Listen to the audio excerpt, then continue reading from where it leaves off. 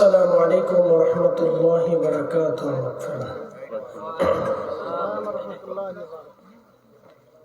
সবাই কেমন আছেন?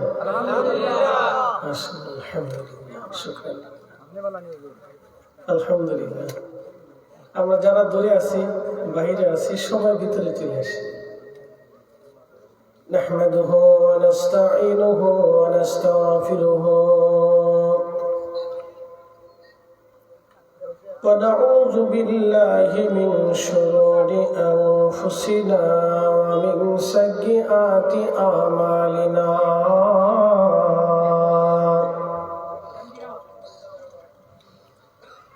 من يهده الله فلا مضل له ومن يضلله فلا هادي له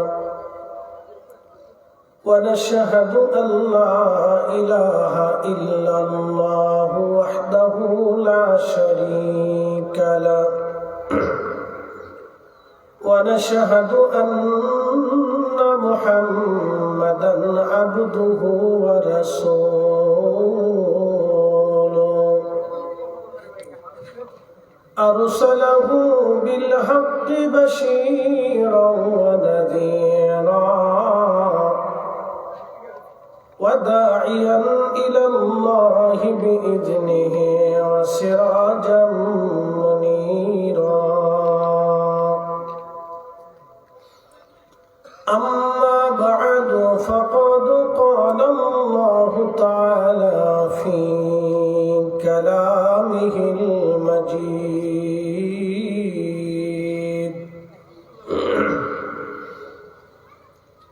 يوم يكون الناس كالفراش المبثوث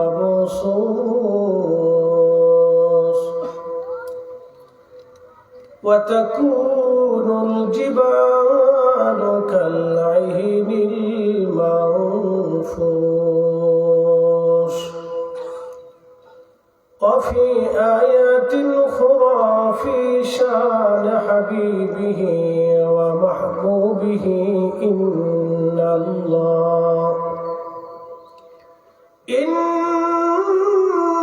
الله وملائكته يصلون على النبي يا أيها الذين آمنوا صلوا عليه وسلموا تسليما اللهم صل على سيدنا مولانا محمد وعلى آل سيدنا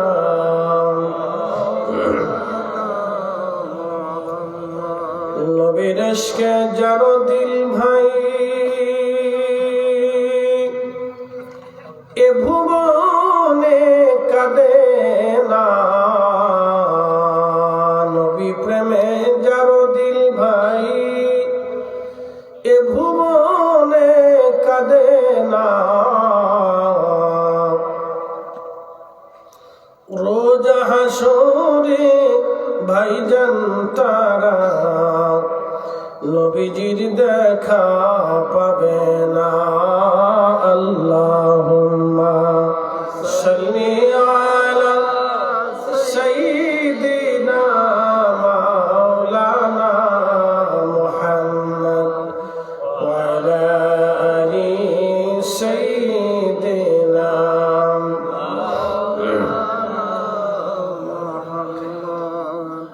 বাড়ি বাড়ি কররে মন এ বাড়ি ঘর তোমার না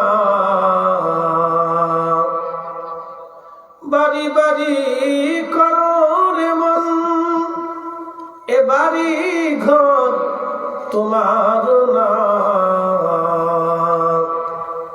যে বাড়িতে শুইবারে মন কবর তাহার ঠিকানা আল্লাহুম্মা সাল্লি আলা সাইয়্যিদিনা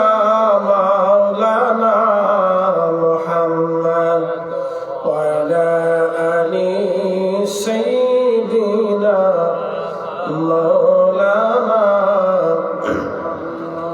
لا إله إلا الله لا إله إلا الله لا إله حسبي ربي جل الله ما في قلبي غير الله نور محمد صلى الله پڑھی نور محمد صلى الله لا إله إلا الله لا إله إلا الله لا إله إلا الله محمد رسول الله صلى الله عليه وسلم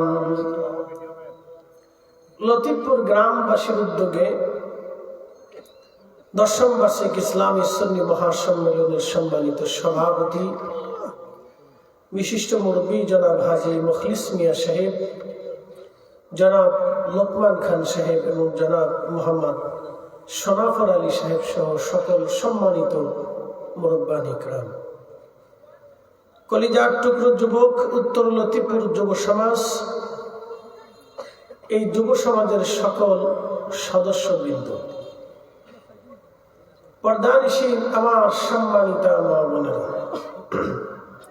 আজকের সম্মানিত আলোচক, সম্মানিত অতিথিবৃন্দ, আল্লামা মাওলানা ডক্টর মুফতি সৈয়দ শহীদ আহমদ বগদাদি সাহেব, হযরত আল্লাহ মাওলানা আব্দুল মুসাব্বির সাহেব রাঙ্গাপুরি সাহেব, মাওলানা মুহাম্মদ আলী সাহেব, প্রধান আলোচক হযরত আল্লামা মাওলানা হাফিজ মহিউদ্দিন বিন ইসমাইল সাহেব চট্টগ্রাম, প্রধান আকর্ষণ মাওলানা আব্দুল আওয়াল ফয়সাল বিন তাহিরি সাহেব কুমিল্লা, হযরত মাওলানা আব্দুর রহিম সাহেব সহ সকল সম্মানিত উলামা ইকরাম, এলাকার গণ্যমান্য ব্যক্তি, সম্মানিত মুরব্বী, কলিজার টুকরো যুবক, পর্দানিশীন সম্মানিত মা বোনেরা, মাইকের আওয়াজ যতদূর পর্যন্ত যাচ্ছে আমি সকলকে মোবারকবাদ জানাই, অভিনন্দন জানাই, শুকরিয়া করি সে রবের আসমানে যিনি বহু মানুষ থেকে জুদা করে, ফারেক করে, ঘর থেকে বের করে, বাড়ি থেকে বের করে মাগরিবের পরে আল্লাহর বেহেশতের বাগানের ভিতরে একটু আসার এবং বসার সুযোগ করে দিলেন, তৌফিক দান করলেন। সেই জন্য মনিবের আসমানে বুলন্দ আওয়াজে আমরা একসাথে শুকরিয়া আদায় করে বলি আলহামদুলিল্লাহ। শুকরিয়া করি সে রবের আসমানে যিনি সর্বশ্রেষ্ঠ নবী, সর্বকালের সর্বশ্রেষ্ঠ মহামানব, ইমামুল মুরসালিন, রাহমাতুল লিল আলামিন, সাইয়্যিদুল কাউনাইন ওয়াস সাকালাইন, মেহবুবে আলাম, সৃষ্টির শ্রেষ্ঠ, কঠিন হাসরের দিনের যিনি আমাদের সাথী, সাহেবে কোরআন, সাহেবে জান্নাত, হাসরের ময়দানের হাউজে কাউসারের যিনি সত্ত্বাধিকারী, আল্লাহ সেই নবীর উম্মত হিসেবে আপনাকে এবং আমাকে আল্লাহ পছন্দ করেছেন।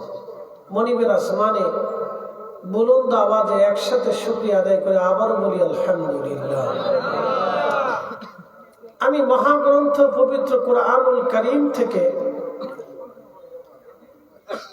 দুটি আয়াতে কারিমা আপনাদের সামনে উপস্থাপন করেছি।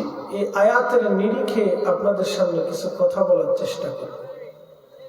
প্রিয় উপস্থিতি, যে সুন্দর পৃথিবী আপনারা দেখছেন, এই সুন্দর পৃথিবীটা একসময় থাকবে না, এটা ধ্বংস হয়ে যাবে।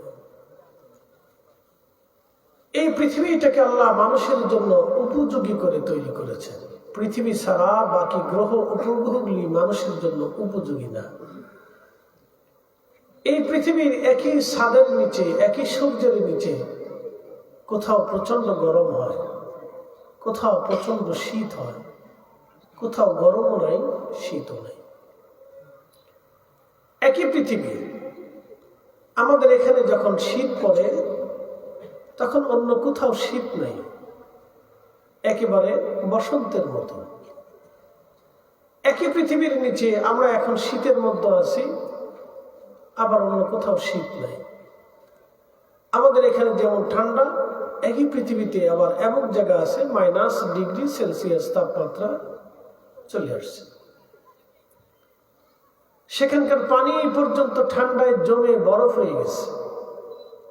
প্রাণীদের জীবনের কষ্ট হয়, কিন্তু আল্লাহ আমাদেরকে এই শীতের পরপরই আবার আমাদের জন্য আল্লাহ বসন্ত রেখে দিয়েছে। একটু বুঝেন যে হঠাৎ করে কিন্তু শীত দেন নাই। যদি হঠাৎ শীত দিত তাহলে মানুষ রোগাক্রান্ত হতো। শীত কিন্তু ধীরে ধীরে ধীরে ধীরে আসতেছে। আবার যাওয়ার সময় শীত ধীরে ধীরে ধীরে ধীরে চলে যাবে। হঠাৎ কিন্তু গরম দেন না, ধীরে ধীরে আসে, ধীরে ধীরে চলে যায়। বর্ষাকালটাও একই রকম, এটা হঠাৎ আসে না, ধীরে ধীরে আসে, আবার ধীরে ধীরে চলে যায়। বলেন এগুলি কি আমাদের কোনো নিয়ন্ত্রণের ভিতরে আছে? নাই। যিনি নিয়ন্ত্রণ করেন, একচ্ছত্র পুত্র যিনি অধিপতি, তিনি রব্বুল আলামিন। ভূমিকম্প দিয়ে আল্লাহ মাঝে মধ্যে আমাদেরকে লাড়া দিয়ে স্মরণ করায় দেয় যে তোমরা কিন্তু জমিনের মালিক না, জমিনের মালিক কিন্তু আমি আল্লাহ। একসাথে বলবেন আল্লাহু আকবার। না হয় না, একটু জোরে বলবেন আল্লাহু আকবার। জমিনের মালিককে। বাংলাদেশে দাউদকান্দির নিচ দিয়ে নরসিংদীর পাশ দিয়ে যে মেঘনা নদী প্রবাহিত হয়েছে, এটা একসময় 400 বছর আগে এখানে কোনো নদী ছিল না, এটা আবাস ছিল। এখন সেটা নদী, জেলেরা মাছ মারে। কিন্তু 300 বছর আগে এটা নদী ছিল না। 400 বছর তো আরো অনেক আগের কথা। 300 বছর আগে এখানে কোনো নদী ছিল না। এই নদীটা ছিল বর্তমান কুমিল্লার লালমাই পাহাড়ের পাদদেশ দিয়ে, ক্যান্টনমেন্টের এখান দিয়ে এটা প্রবাহিত হতো। অথচ এখান দিয়ে চর পরে পরে পরে পরে আবাস হয়েছে, কিন্তু নদী চলে গেছে দাউদকান্দির ওই দিক দিয়ে। কারণটা কি? 1757 একটা ভূমিকম্প হয়েছিল প্রলয়ঙ্করী। এই ভূমিকম্পে নদীর গতি পর্যন্ত পরিবর্তন হয়ে যায়। সেন্ট মার্টিন দ্বীপ আদৌ বঙ্গোপসাগরের উপরে ছিল না, এটা সাগরের নিচে ছিল, যেটা নিয়ে বিশ্বমরলদের ভিতরে নীরব যুদ্ধ চলতেছে। আমাদের বাংলাদেশের ভিতরে তো হানাহানি, কাটাকাটি, মারামারি এগুলি নিয়ে চলতেছে। প্রিয় উপস্থিতি, সেই দ্বীপটা একসময় সাগরের নিচে ছিল, এটা উপরে ছিল না। 1700 সালের দিকে একটা ভূমিকম্পে এটা 3 ফিট সাগর থেকে উপরে উঠে গেল। যিনি সাগরের ভিতর থেকে দ্বীপকে সাগরের উপরে তুলে দিতে পারেন, তিনি আবার এই দ্বীপকে সাগরের নিচেও ডুবিয়ে দিতে পারেন। প্রিয় উপস্থিতি, এগুলি সব রব্বুল আলামিনের সৃষ্টির পরিক্রমা। আপনি যেখানে আজ বসে আছেন, হয়তো একদিন এই ঠিকানটা অনেক বড় জঙ্গল হয়ে যেতে পারে, অথবা শহরও হতে পারে, অথবা মরুভূমি হয়ে যেতে পারে, অথবা অনেক বড় হাওর বিল হয়ে যেতে পারে। আমাদের হাতে নেই। সূর্য উঠে আলো দেয়, আমাদের হাতে নেই। সকালবেলা মিষ্টি রোদ আসে, ঠিক একই পৃথিবীর নিচে গ্রীষ্মকালে সূর্যের রোদটা আপনার কাছে বিতৃষ্ণা লাগে, কিন্তু একই পৃথিবীতে সূর্যের রোদ শীতকালে আপনার কাছে মজা লাগে। প্রিয় উপস্থিতি, এসব পরিবর্তনশীল, ধ্বংসশীল, ধ্বংস হয়ে যাবে। আল্লাহ এই জন্য বলছেন কুল্লু মান আলাইহা ফানিউ ওয়া ইয়াবকা ওয়াজহু রাব্বিকা যুল জালালি ওয়াল ইকরাম। সব শেষ হয়ে যাবে, শুধু আমি একা থাকব। সব শেষ হয়ে যাবে, কিচ্ছু থাকবে না, আমি একা থাকব। কিন্তু এই পৃথিবী ধ্বংস হওয়ার আগে 2 ধরনের আলামত প্রকাশিত হবে। একটা আলামত হচ্ছে আখিরি নবী দুনিয়াতে আসবেন। আগের যত নবীরা কিয়ামতের আলামতের কথা বলতেন, তারা বলতেন আখিরি নবী আসার পরে কিয়ামত চলে আসবে। আখিরি নবী চলে এসেছে। প্রিয় নবী এসে আমাদেরকে কিয়ামতের আলামত সম্পর্কে তিনি ধারণা দিলেন। এই কিয়ামত সম্পর্কে নবীজি ধারণা দিয়ে বলেন, এই কিয়ামতটা পৃথিবীতে আসবে, কিন্তু তা আসার আগে কিছু আলামত পৃথিবীতে আসবে। উলামা ইকরাম এই আলামতটাকে 2 ভাগে বিভক্ত করেছেন। একটা আলামতে সুগরা, ছোট ছোট আলামত, আরেকটা হচ্ছে আলামতে কুবরা, বড় বড় আলামত। এখন আমরা পৃথিবীর বৃদ্ধকালে আলামতে সুগরার দৃষ্টিকোণের ভিতরে পড়ে আছি। 1 নম্বরে আমাতুস সালাহ, উম্মত নামাজকে হত্যা করবে, নামাজ মেরে ফেলবে। প্রশ্ন রাখতে পারে, হুজুর 200 কোটি মুসলমান পৃথিবীতে নামাজ পড়ে, তারপরে 100 কোটি মুসলমানই প্রতিনিয়ত কম বেশি করে নামাজ পড়ে, আর 100 কোটি বাদ দিলাম, এখনো 100 কোটি মানুষ রানিং নামাজ পড়ে, তো নামাজ মরবে কেমনে? শুনে যান, কোরআন শরীফে নামাজের একটা শর্ত আল্লাহ দিয়েছেন, ইন্নাস সালাতা তানহা আনিল ফাহশাই ওয়াল মুনকার। নিশ্চয়ই নামাজ মানুষকে খারাপ কাজ থেকে ফিরিয়ে রাখে। ভালো করে বুঝেন, নিশ্চয়ই নামাজ মানুষকে খারাপ কাজ থেকে ফিরাইয়া রাখে। মুসল্লি যখন নামাজ পড়ে খারাপ কাজ থেকে যদি ফিরে না আসে, তাহলে বুঝবেন নামাজ হচ্ছে না। সূত্র কিন্তু একেবারে সহজ, যদি বুঝতে পারেন। মুসলমান নামাজ পড়ার পরেও যদি খারাপ কাজ থেকে ফিরে না আসে, তাহলে বুঝবেন নামাজ হচ্ছে না। আমাদের দেশের বহু নামাজি নামাজ পড়ার পরেও ঘুষ ছাড়ে না, ঘুষ খায় নামাজ পড়ে, নামাজ পড়ে যায় ঘুষ খায়, নামাজ পড়ে এসে মিথ্যা বলে, মিথ্যা বলে যায় নামাজ পড়ে। বহু মুসলমান হজ করতে যায়, হজ করে নামাজ পড়তেছে, হজ করতেছে, শয়তানকে পাথর মারতেছে, কিন্তু 30 বছর ধরে নিজের বোনের জমি বুঝাই দেয়নি, ভাতিজা ভাতিজির জমি বুঝাই দেয়নি, ছোট ভাইয়ের জমিটাও বুঝাই নেই, অন্যের জমি দখল করে যে মার্কেট করছে, দোকান করছে, আজও পর্যন্ত তার বুঝাই নেই। শক্তির ক্ষমতার দাপটে ওটা নিয়মিত খেয়ে যাচ্ছে। এদের ভিতরে কিছু হাজিও আছে, নাম দিচ্ছে হাজি অমুক সাপ, হাজি তমুক সাপ, হাজি তমুক লিডার। বাপরে বাপ, শয়তানে চিন্তা করে, ওরে খোদা, এই জাতির ভিতরে আমি থাকার চাইতে না থাকে বলে ওরা আমার চাইতে বড় চিটার। শয়তানে চিন্তা করে, ওরা আমার চাইতে বড় চিটার রে। 9 লক্ষ বছর ধরে আল্লাহকে সেজদা দিয়েছি, চিটারি করি নেই। সর্বশেষে অহংকার করার কারণে আল্লাহ কানা মিনাল কাফিরিন বলে আমার তারাই দিছে। আর এরা 60 বছরের জিন্দিগি ভাই আল্লাহর সাথে এত চিটারি করে, তো ওরা থেকে আমার থাকার চিন্তা আমি চলে যাবো ভালো, ওরা আমার থেকেও বিরাট বড় চিটার। বুঝতে পারছেন? আল্লাহ রাব্বুল আলামিন বললেন, নিশ্চয় নামাজ তোমাকে খারাপ কাজ থেকে ফেরাবে। নামাজ পড়ার পরও যদি বান্দা সুদ না ছাড়ে, তাহলে বুঝবেন নামাজ হলো না। নামাজ পড়ার পরেও যদি বান্দা ঘুষ না ছাড়ে, তাহলে বুঝবেন নামাজ হলো না। নামাজ পড়ার পরেও যদি জেনা না ছাড়ে, তাহলে বুঝবেন নামাজ হলো না। নামাজের পরে যদি মিথ্যা না ছাড়ে, তাহলে বুঝবেন নামাজ হলো না। নামাজ হলো না, মুসল্লির নামাজ হলো না।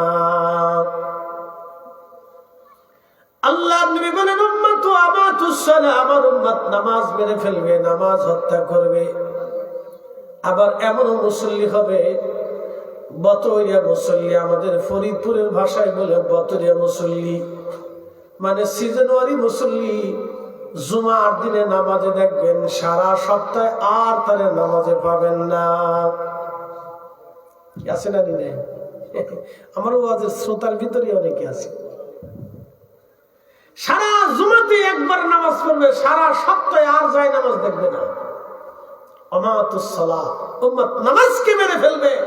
উম্মত নামাজ যখন মেরে ফেলবে, তখন তোমরা কিয়ামতের জন্য অপেক্ষা করো। আল্লাহর আকাশ থেকে পাথর নিক্ষেপ হতে পারে, জমিনে ঘন ঘন ঘন ঘন ভূমিকম্প আসতে থাকবে।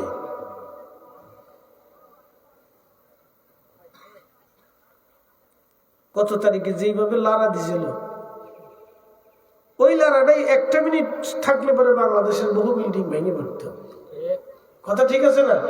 যেমনি লারা দিছে, লারা মাত্র 30 সেকেন্ড, সর্বোচ্চ 14 সেকেন্ড না 15 সেকেন্ড হয়েছে। আমি বিল্ডিং থেকে বেরোচ্ছি, বের হওয়ার পরে দেখি যে লারা যদি ঠিক মতো দেয়, তো বের হওয়ার কোনো রাস্তা নেই, পালানোর মতো কোনো সুযোগ নেই।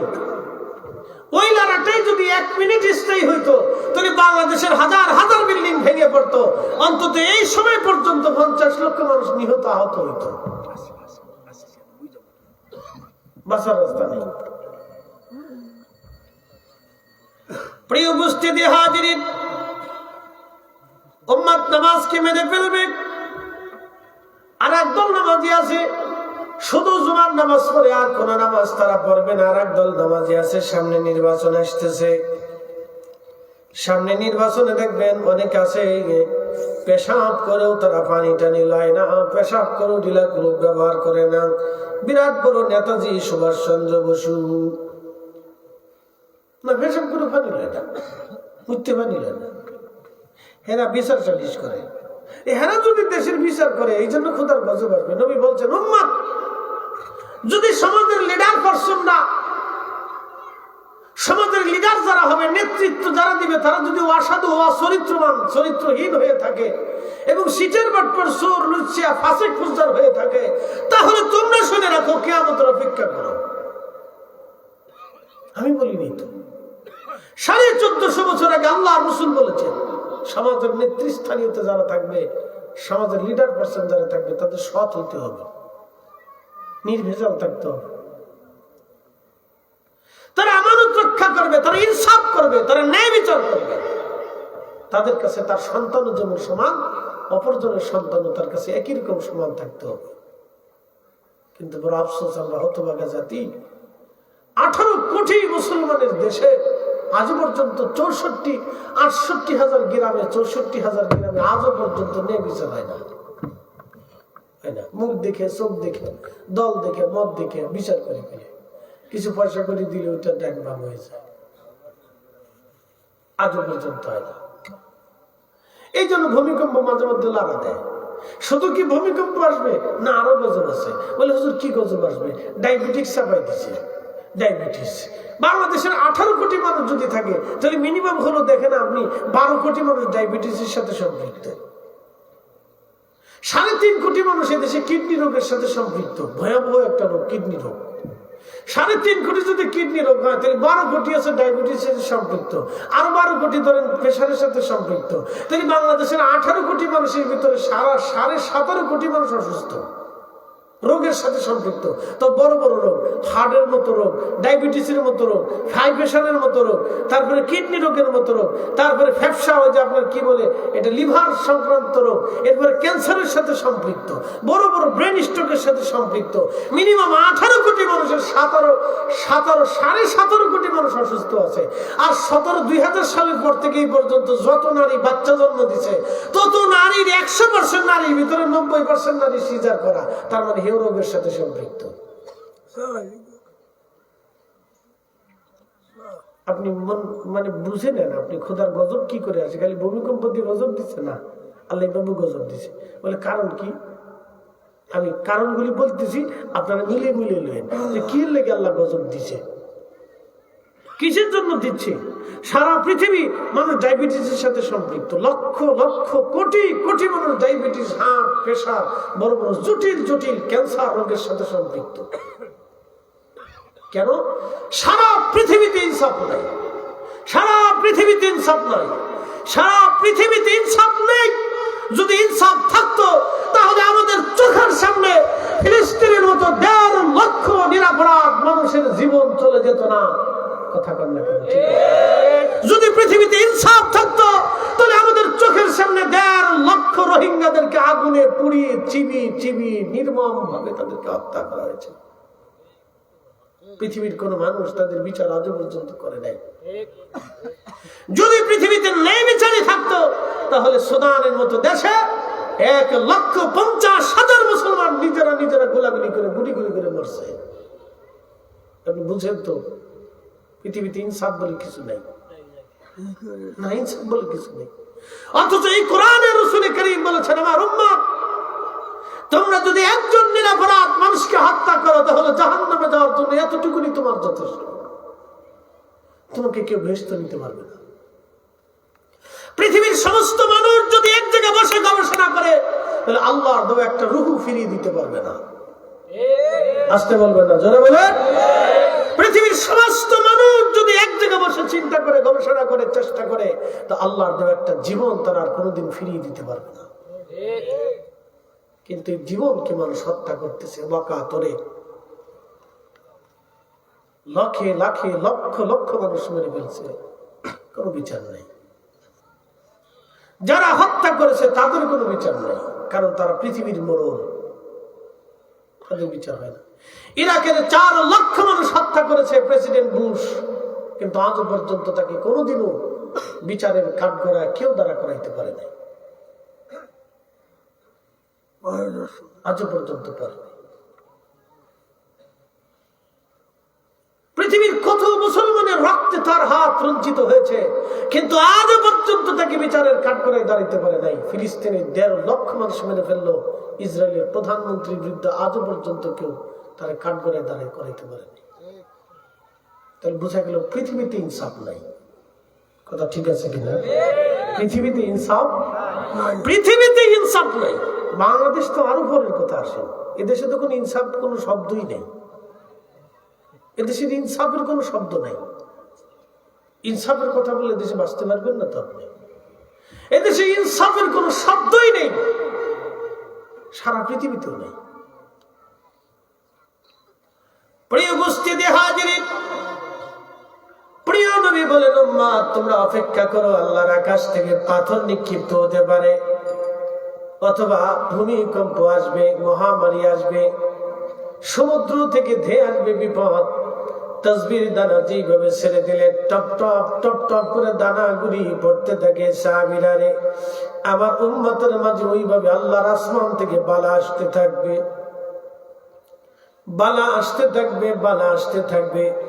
যে সভ্যতা ইউরোপিয়ানরা দেখবেন তারা সভ্যতার কথা বলে, যদিও তারা অনেক উন্নত, কিন্তু দেখেন এত ফিলিস্তিনি নিরীহ মানুষ হত্যা করার পরে তাদের কোনো কর্মসূচি নেই। আজও পর্যন্ত তারা মিলে কাউকে তারা আজকে কাঠগড়ায় দাঁড়া করাইতে পারে নাই। এই উপস্থিতি আল্লাহ রাব্বুল আলামিন তাদের উপর গজব চাপিয়ে দিলেন। হুজুর কি গজব দিলেন?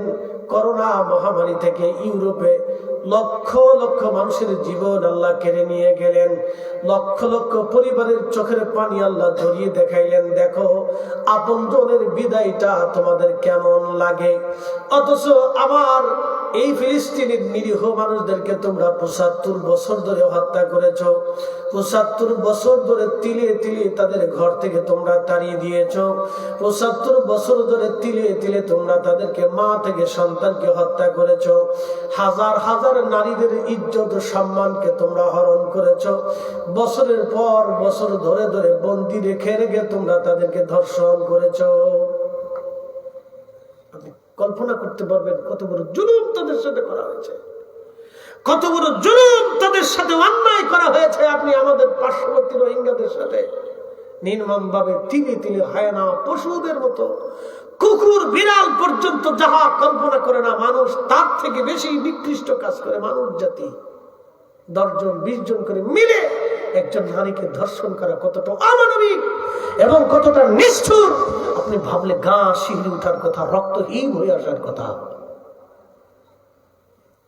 আল্লাহর আকাশ থেকে তো পাথর এসে পড়ার কথা ছিল, কিন্তু আল্লাহ ফেলার নাই একটা মাত্র কারণ।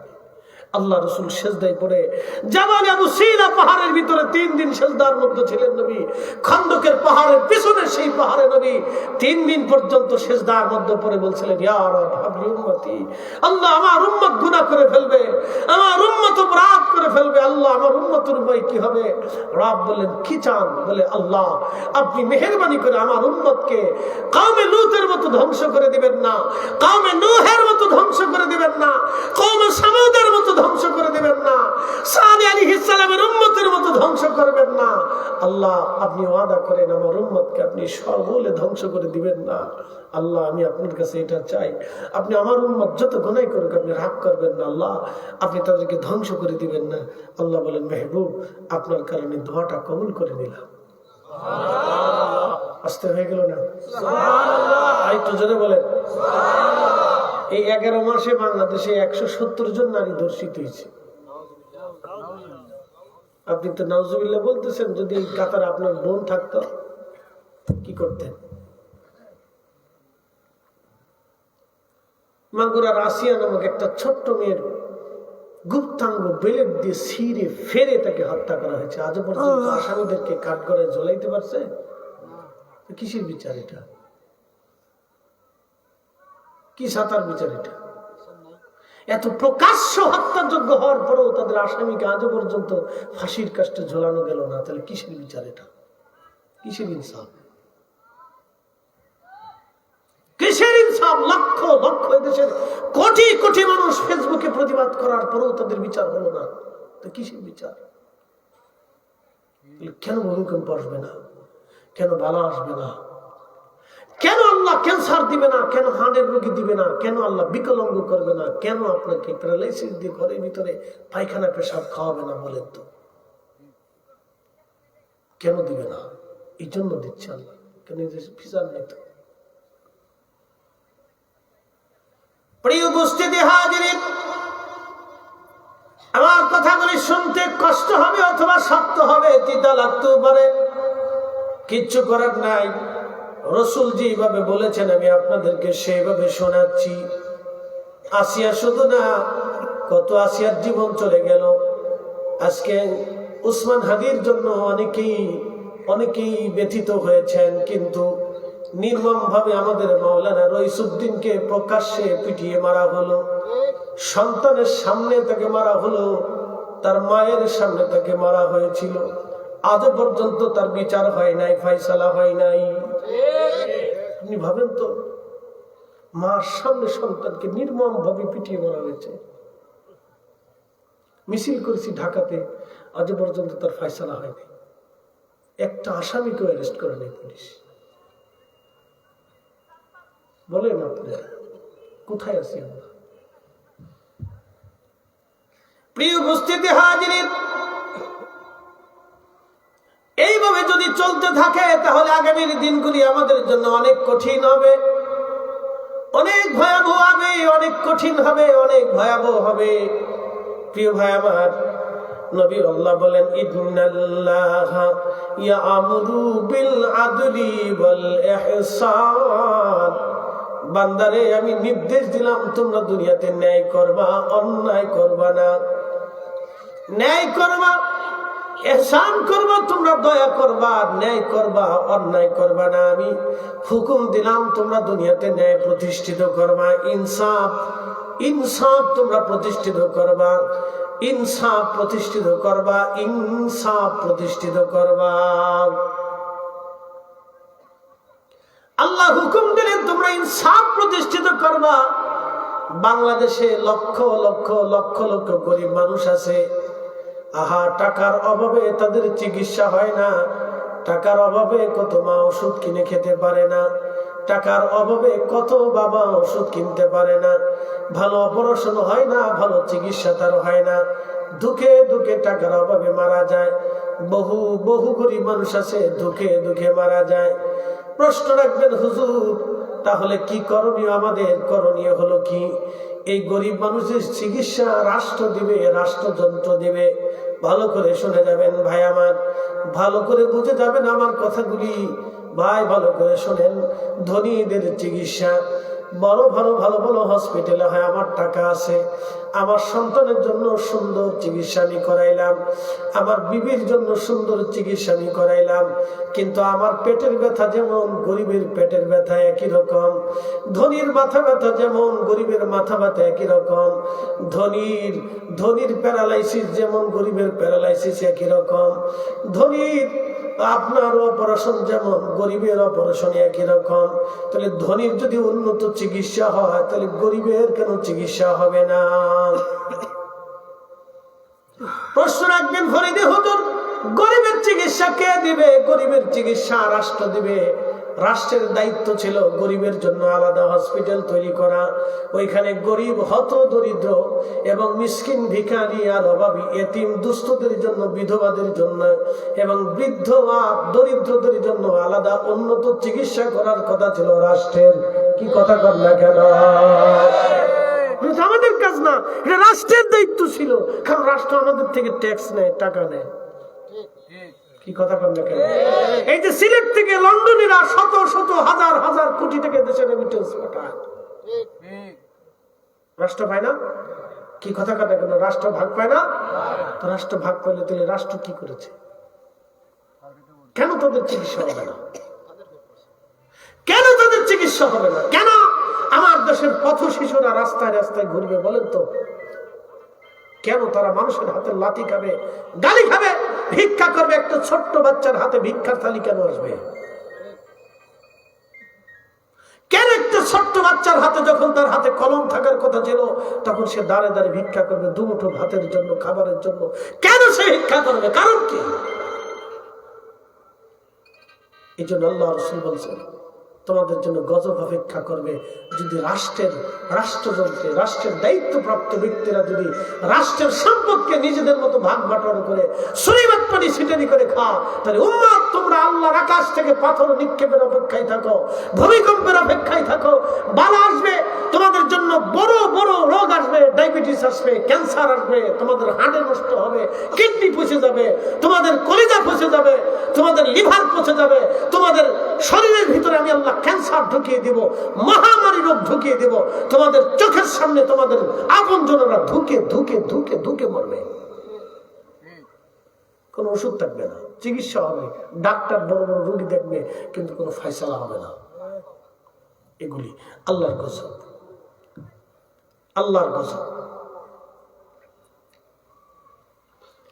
প্রিয় উপস্থিতি হাজিরিন, এগুলি আল্লাহর গজব,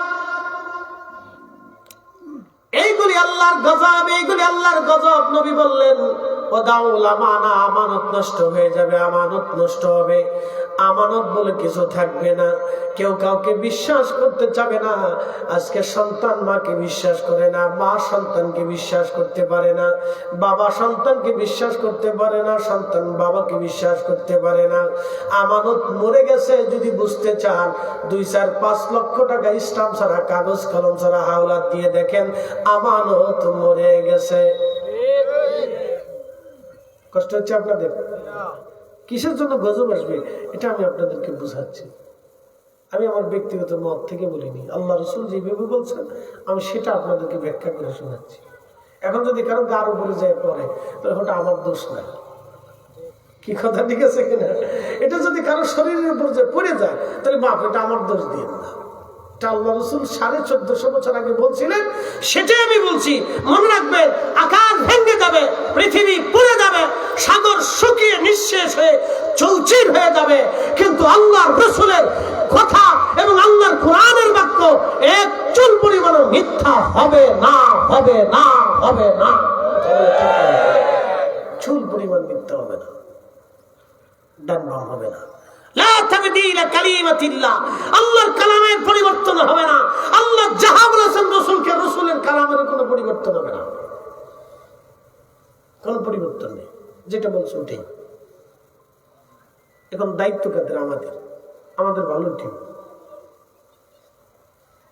আমরা ভালো হইলি সব ঠিক। প্রিয় উপস্থিতি হাজিরিন, এই যে শীতকাল এসেছে, কুকুর বাচ্চা দেয়, একটা কুকুরের 8টা বাচ্চা হয়, 10টা বাচ্চা হয়, 6টা 7টা হয়। জীবনে কোনোদিন দেখেছেন কুকুরের বাচ্চারা দুধ না ছাড়া পর্যন্ত কোনো মা কুকুর বাচ্চা রেখে পালিয়ে চলে গেছে? দেখছেন জীবনে? কোন কুকুর 8টা 10টা বাচ্চা হয়েছে, ওই বাচ্চা রেখে কুত্তা পালিয়ে চলে গেছে, মা কুকুর বাচ্চা দুধ না ছাড়া পর্যন্ত? দেখছেন? অর্থাৎ পশু পাখিদের হচ্ছে ওটা সাবালেক হয় কখন? যখন দুধ ছাড়াই দেয়। আর কুত্তা সাবালেক হয় কখন জানেন? ঠ্যাং উঁচা করে যখন পেশাব ছাড়ে। মনে রেখে মাসা। কুকুর সাবালেক হয় কখন জানেন? যখন পা উঁচা করে পেশাব ছাড়ে, তখন বুঝবেন এটা বুদ্ধিমান হয়েছে, এটা বুদ্ধি জ্ঞান হয়েছে। আর আমরা দেশের ফুলাপন 7 বছর পরে সাবালেক হয়, 7 বছর পর্যন্ত হাতে দাঁড়ায় পেশাব করে। হ্যাঁ, এরপরে একটু বসে পেশাব করা শিখেছেন, এখন বসার দরকার, হাতে দাঁড়ায় পেশাব করে। আর কুত্তা দাঁড়ায় যখন পেশাব করবে পা উঁচা করে, তখন বুঝবেন এটা কিছু বুঝাইছে আর কি। খুব মনোযোগ দেবেন। জীবনে কোনোদিন দেখেন নাই কোন মা কুকুর বাচ্চা রেখে পালিয়ে চলে গেল? জীবনে দেখেন নাই কোন বিড়াল তার বাচ্চাটা বালেগ না হওয়া পর্যন্ত, দুধ না ছাড়া পর্যন্ত পালিয়ে চলে গেল। জীবনে কোনোদিন দেখেন নাই গরু তার বাচ্চাটা দুধ না ছাড়া পর্যন্ত, মা গরু গাভী পালিয়ে চলে গেল বাচ্চা রেখে। জীবনে কোনোদিন দেখেন নাই পাখি তার বাচ্চা বুঝ না আসা পর্যন্ত বাচ্চা রেখে পালিয়ে চলে গেল। জীবনও দেখবেন না। কিন্তু এই মানুষের ভিতরে কিছু নারী আছে বাচ্চা রেখে অন্য পুরুষের হাত ধরে পালিয়ে চলে যায়। কিছু পুরুষ আছে সন্তান জন্ম দিয়ে আর এই স্ত্রীকে ডিভোর্স দিয়ে অন্য জায়গায় বিয়ে করে, তারপরে পূর্ব ওই সন্তানের আর ওই পিতা ওই সন্তানের খোঁজ নেয় না, খাবারও দেয় না, ভরণ পোষণও দেয় না, অর্থ করিও দেয় না। এই সন্তানের খোঁজ খবর আর ওই পিতা রাখে না। এরা হলো সমাজের কুকুর এবং শুয়োরের চাইতেও নিকৃষ্ট জাত। কথা কন না কেন? ওরা মানুষই হতে পারে না, মুসলমান করেনি, সব হজ করলেও মুসলমান হইতে পারেনি। বলে কারণটা কেউ মুসলমানই না। মুসলমান এই শর্তে মুসলমান হয় না। মুসলমানের শর্ত হলো আসলামতু লি রাব্বিল আলামিন। যার জীবনে সবকিছু আল্লাহর জন্য হবে এটা হলো মুসলমান। যার জীবনে সবকিছু আল্লাহর জন্য হবে এটা হলো মুসলমান। এটা মুসলমান হচ্ছে না, ওর নামটা বুঝতে। আল্লাহ নবী বলেন বাদাউল আমানা, আমানত ধ্বংস হয়ে যাবে যে সময় তোমরা দেখবা আমানত উঠে গেছে, আমানতের প্রচুর পরিমাণে খেয়ানত আসবে, তখন তোমরা কিয়ামতের অপেক্ষা করতে থাকো। নবী বলেন উম্মতে মুনাফিকের তিনটা আলামত আছে। 1 নাম্বার কথায় কথায় মিথ্যা বলে, 2 নাম্বার আমানত রাখলে খেয়ানত করে, 3 নাম্বার ওয়াদা করলে বরখেলাপ করে। এটা মুনাফিকের আলামত। মুনাফিকের আলামত 3টা, কথায় কথায় মিথ্যা বলে, আমানত রাখলে খেয়ানত করে এবং ওয়াদা করলে বরখেলাপ করে। আমার উম্মত এই 3 গুণ যদি কাই, 3টা বদ গুণ কারোর মধ্যে যদি তোমরা পাও, তাহলে বুঝবা সে নিঃস্বার্থ ভাবে মুনাফিক। ও মুনাফিক, ইন্নাল মুনাফিকিনা ফিদ দারকিল আসফালি মিনান নার।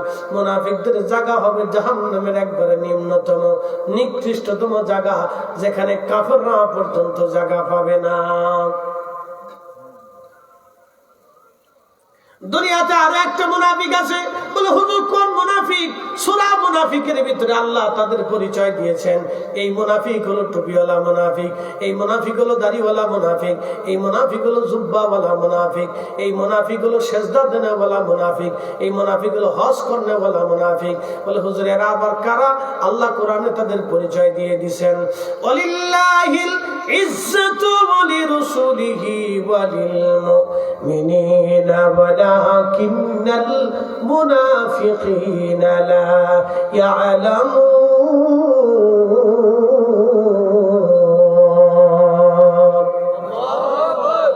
আল্লাহ বলেন ওয়ালিল্লাহিল ইজ্জা, হুজুর সম্মান আমি আল্লাহর জন্য, ওয়ালিরাসূলিহি আমার নবীর জন্য, ওয়ালিল মুমিনিনা আমার ওলিদের জন্য। হাবিব, যারা মুনাফিক তারা আমি আল্লাহর ইজ্জত বুঝে না, যারা মুনাফিক আপনি নবীর শান তারা বুঝে না। আমাদের দেশে একদল আছে বুকে হাত বেঁধে নামাজ পড়ে 8 টাকার তারাবি বানাইলো। ওদের বিশ্বাস নবীজির আব্বা আম্মা কাফের, নবীর আব্বা আম্মা জাহান্নামী। যারা রাসূলের আব্বা আম্মাকে জাহান্নামী বলে, আমরা তাদেরকে মুসলমান মনে না করে আমরা কোরআনের ভাষায় তাদেরকে মুনাফিক মনে করি। এই কথা বলেন না কেন? ঠিক আছে না? টুপিওয়ালা মুনাফিক, জুব্বাওয়ালা মুনাফিক। আসতে বলেন না, জোরে বলেন। আমার ভাষায় না, আল্লাহর কোরআনের ভাষায় বলতেছি। আমার ভাষায় না, আল্লাহর কোরআনের ভাষায় বলতেছি। টুপিওয়ালা মুনাফিক। আল্লাহ রাসূলের শান ও ইজ্জতকে ছোটখাটো করে যারা বলে ওরা মুনাফিক। আমি বলি নেই, আমার রব বলেছেন তারা মুনাফিক, তারা মুনাফিক, তারা মুনাফিক, তারা মুনাফিক।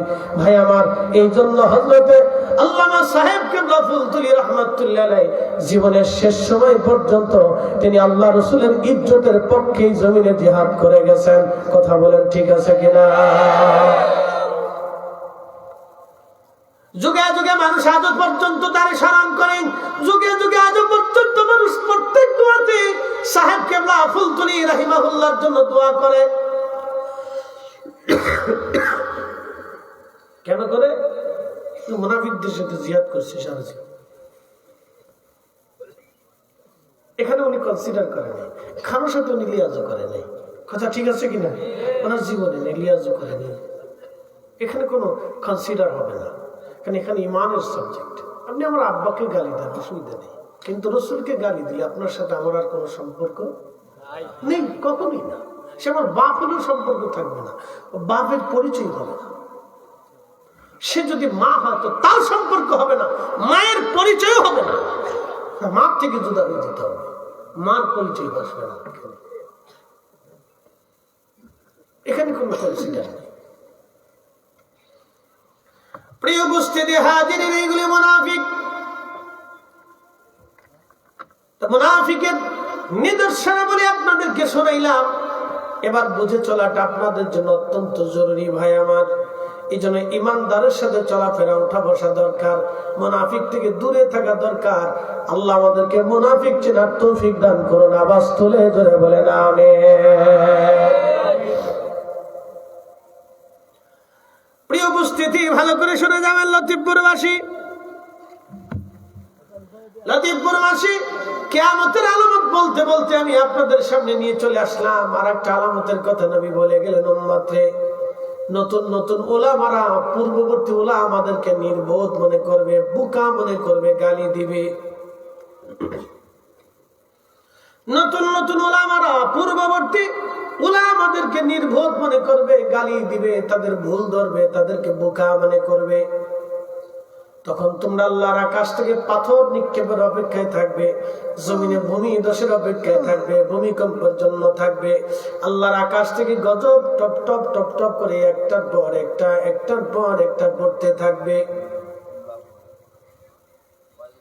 আমার উম্মত, তোমরা ওই সময় কঠিন মুসিবতের জন্য অপেক্ষা করতে থাকো। আমার উম্মত, বিপদ আসতে থাকবে, বিপদ আসতে থাকবে, একটার পর একটা আসতে থাকবে, একটার পর একটা বিপদ আসতে থাকবে, একটার পর একটা বিপদ আসতে থাকবে। যখন নতুন নতুন উলামারা, পূর্ববর্তী উলামা আমাদেরকে নির্বোধ এবং বোকা মনে করবে, সেই সময়টা এখন দৃশ্যমান, প্রকাশ্যমান। নতুন নতুন কিছু কিছু আলেমরা আসছে, পূর্ববর্তী আলেমদেরকে তারা বোকা মনে করে এবং তারা মনে করে তারা কিছু জানতো না, তারা কিছু বুঝতো না, তারা এই মাসালা সম্পর্কে অজ্ঞ ছিল, বিজ্ঞ ছিল না, তাদের কাছে হাদিস পৌঁছায় নাই। আমাদের বাংলাদেশে এক কানা মৌলবী তো বলেই ফেললো, ইমাম আবু হানিফা রাহমাতুল্লাহ আলাইহির কাছে অত হাদিস পৌঁছায় নাই যত হাদিস আমাদের কাছে পৌঁছাইছে। চিন্তা করতে পারছে কত বড় সিটার এটা। এটাতে দেখলে শয়তানের চিন্তা করে, বাপরে বাপ, ও তো আমার সাথে বড় সিটার।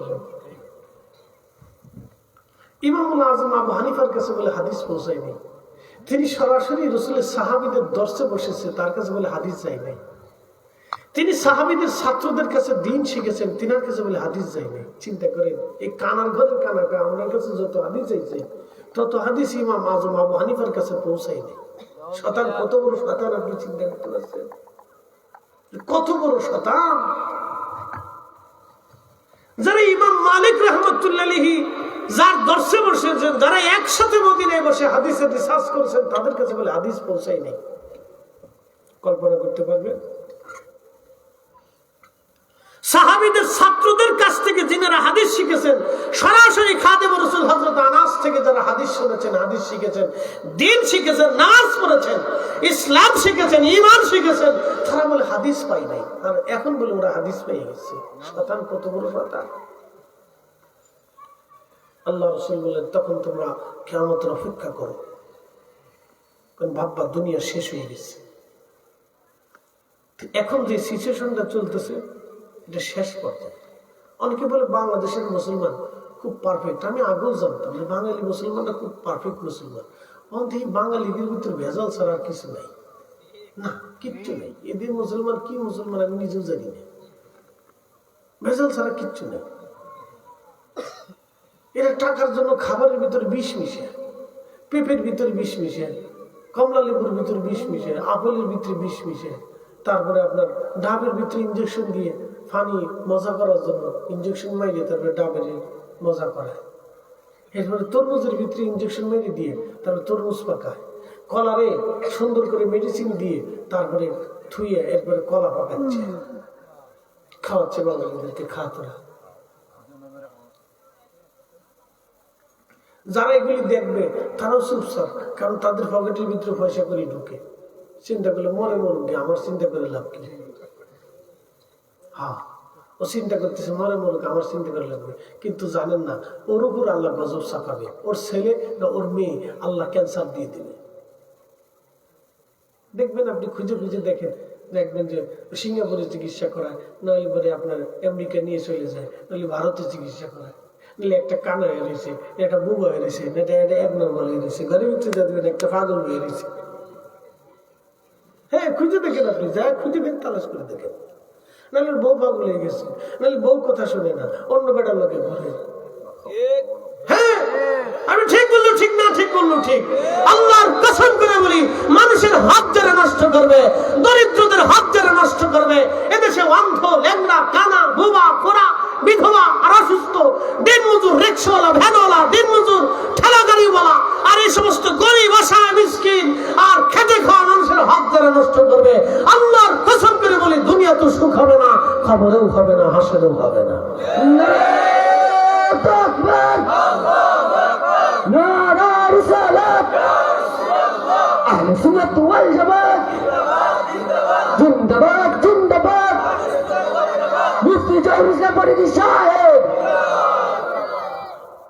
বুঝতে কি কোনো অসুবিধা হচ্ছে আপনাদের?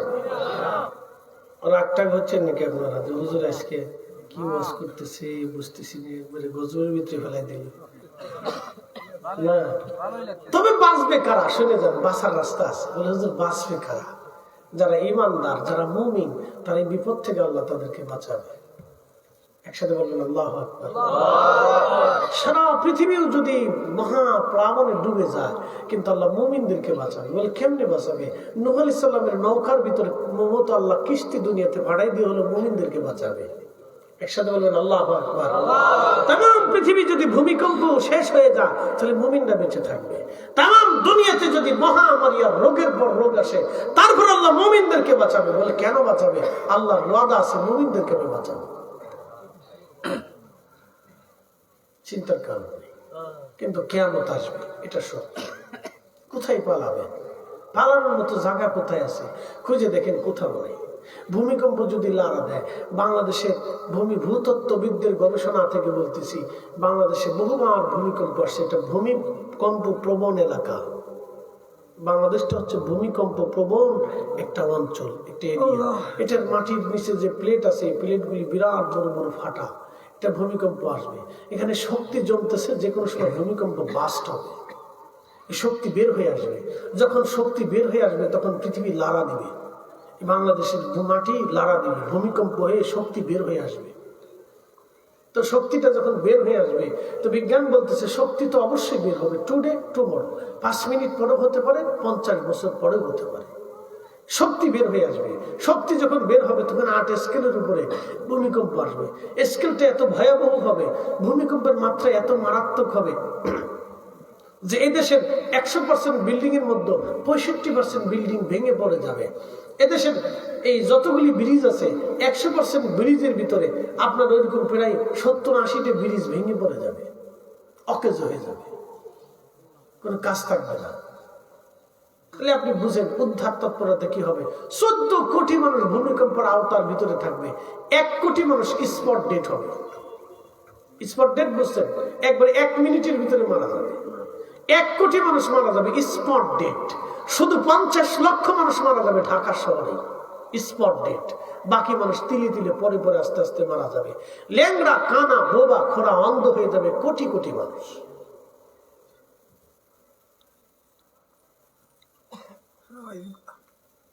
এটা ভূতত্ত্ববিদদের গবেষণা বলছে, টুডে টুমোর এটা আসবে, টুডে টুমোর এটা আসবে। তবে জাতি বেঁচে যেতে পারে যদি ইনসান প্রতিষ্ঠিত করে। যদি জাতি বেঁচে যাবে, যদি জাতির ভিতরে ন্যায় বিচার প্রতিষ্ঠিত হয়, সমবন্টন হয়, গরিব দুঃখী মেহনতি মানুষের ভিক্ষা করে খেতে না হয়, তার বাজারে যায় কষ্ট না করে, হঠাৎ হঠাৎ পেঁয়াজের দাম বাড়ে, হঠাৎ হঠাৎ করে আলুর দাম বাড়ে, হঠাৎ হঠাৎ করে তেলের দাম বাড়ে, হঠাৎ হঠাৎ করে ডিমের দাম বাড়ে। আচ্ছা বলেন তো, ডিমের দাম বাড়ে কে? মুরগায় কি হরতাল ডাক দিচ্ছে? ডিমের দাম কেন বাড়ে? ডিমের দাম যখন বাড়ে, তা আমি একসময় গেছি ময়মনসিংহ মাহফিল করতে, ভালুকা।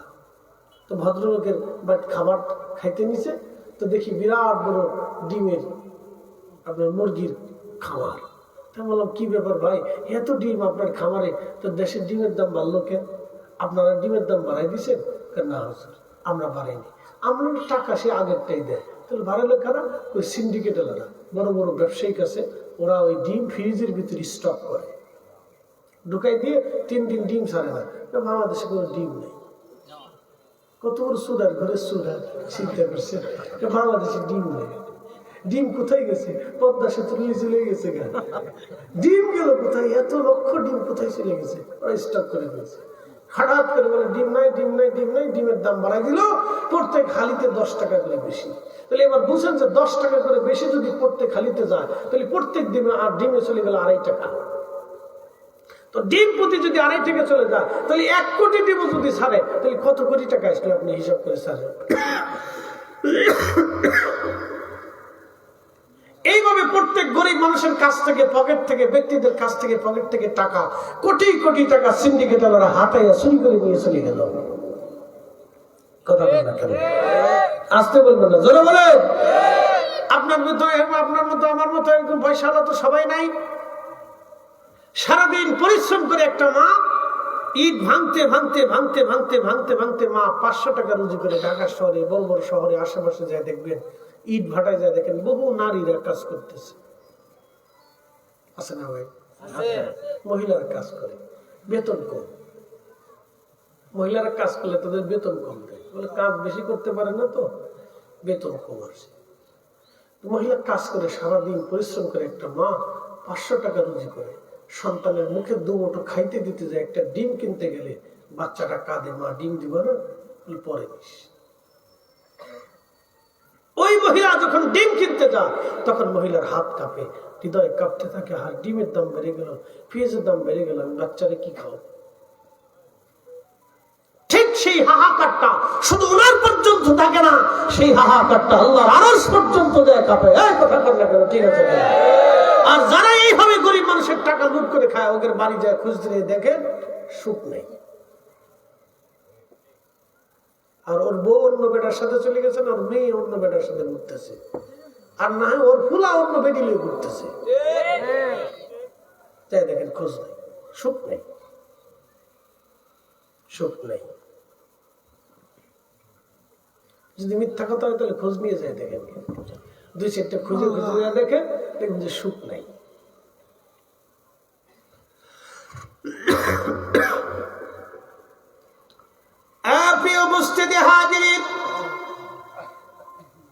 কথাগুলি কেন বললাম?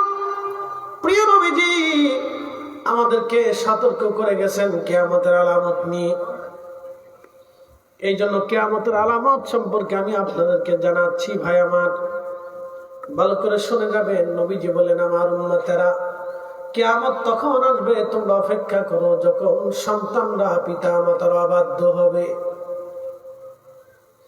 সন্তানরা পিতা মাতার অবাধ্য হবে। বাংলাদেশের দিকে যদি আপনি তাকান, তাহলে 100% সন্তানের ভিতরে 50% সন্তানরা পিতা মাতাকে মানে না। আপনি ঠিক বললেও ঠিক, না ঠিক বললেও ঠিক, আমি যেটা বললাম এটাও ঠিক। বলে হুজুর কেন ঠিক? আপনি খোঁজ নিয়ে দেখেন, এদেশের বহু বাবা মা সন্তানের নিপীড়নে মানুষের কাছে বলতে পারে না, বিচার দিতে পারে না। কারণ মুরব্বী কার কাছে বিচার দিবে? সন্তানের বিরুদ্ধে বাবা বিচার দিতে পারে না, বাবার কষ্ট হয়। কোন মা সন্তানের বিরুদ্ধে সালিশ ডাকতে পারে না, বলে মার কষ্ট হয়। ঘুরে ফিরে তো আমার কলিজার টুকরা সন্তান, আমি ওর বিরুদ্ধে কেমনে মামলা করব, কেমনে বিচার দিব? লক্ষ লক্ষ লক্ষ লক্ষ নারী, লক্ষ লক্ষ পুরুষ, বৃদ্ধ বাবা মা সন্তান কর্তৃক নির্যাতিত হয়, নিপীড়িত হয়। এইভাবে নীরব ভাবে যদি মানুষ নিপীড়িত হয়, তাহলে বুঝবেন আল্লাহর আকাশ থেকে গজব আসতে থাকবে। নবীজি বললেন, সন্তানরা পিতা মাতা থেকে দূরে চলে যাবে, বাবা মাকে পর মনে করবে, বন্ধু বান্ধবকে তারা আপন মনে করবে। ও আমার উম্মতরা, সেই দিন তোমরা আল্লাহর আকাশ থেকে গজবের অপেক্ষা করতে থাকো। একের পর এক গজব আসতে থাকবে, একের পর এক গজব আসতে থাকবে, একের পর এক গজব আসতে থাকবে। পিতা মাতারা বাধ্য হবে সন্তান, তখন তোমরা কিয়ামতের জন্য অপেক্ষা করো। আমার উম্মত, বড় কঠিন, বড় কঠিন। বাংলাদেশের পরিসংখ্যান শুধু না, সারা পৃথিবীতে যদি আপনি দেখেন, নতুন উদ্যমে বৃদ্ধাশ্রম তৈরি হচ্ছে। উন্নত বিশ্বের দিকে যদি আপনি তাকান, দেখবেন সন্তানরা বড় হয়ে যাওয়ার পরে যার যার মতো কাজ করে, বিয়ে শাদী করে তারা আলাদা হয়ে যায়। বৃদ্ধ বাবা মার আর খোঁজ খবর নেয় না। তারা হয়তো নিঃসঙ্গ জীবন কাটায়, নতুবা বৃদ্ধাশ্রমে তাদের জীবন কেটে যায়, নতুবা একা একা তাদের জীবন কেটে যায়। আর আমাদের বাংলাদেশের সিচুয়েশনটা একটু ভিন্ন। বাবা মা বৃদ্ধ যদি হয়ে যায়, তাহলে সংসারে সন্তানের ঘরে কাটাইতে সুযোগ পায় বটে, কিন্তু বউয়ের যন্ত্রণায় জীবনটা অতিষ্ঠ হয়ে যায়। আমাদের দেশের বেটি মানুষ বিরাট বড় বুজুর্গ, রাবিয়া বসরির মতো, বাপরে বাপ বুজুর্গ।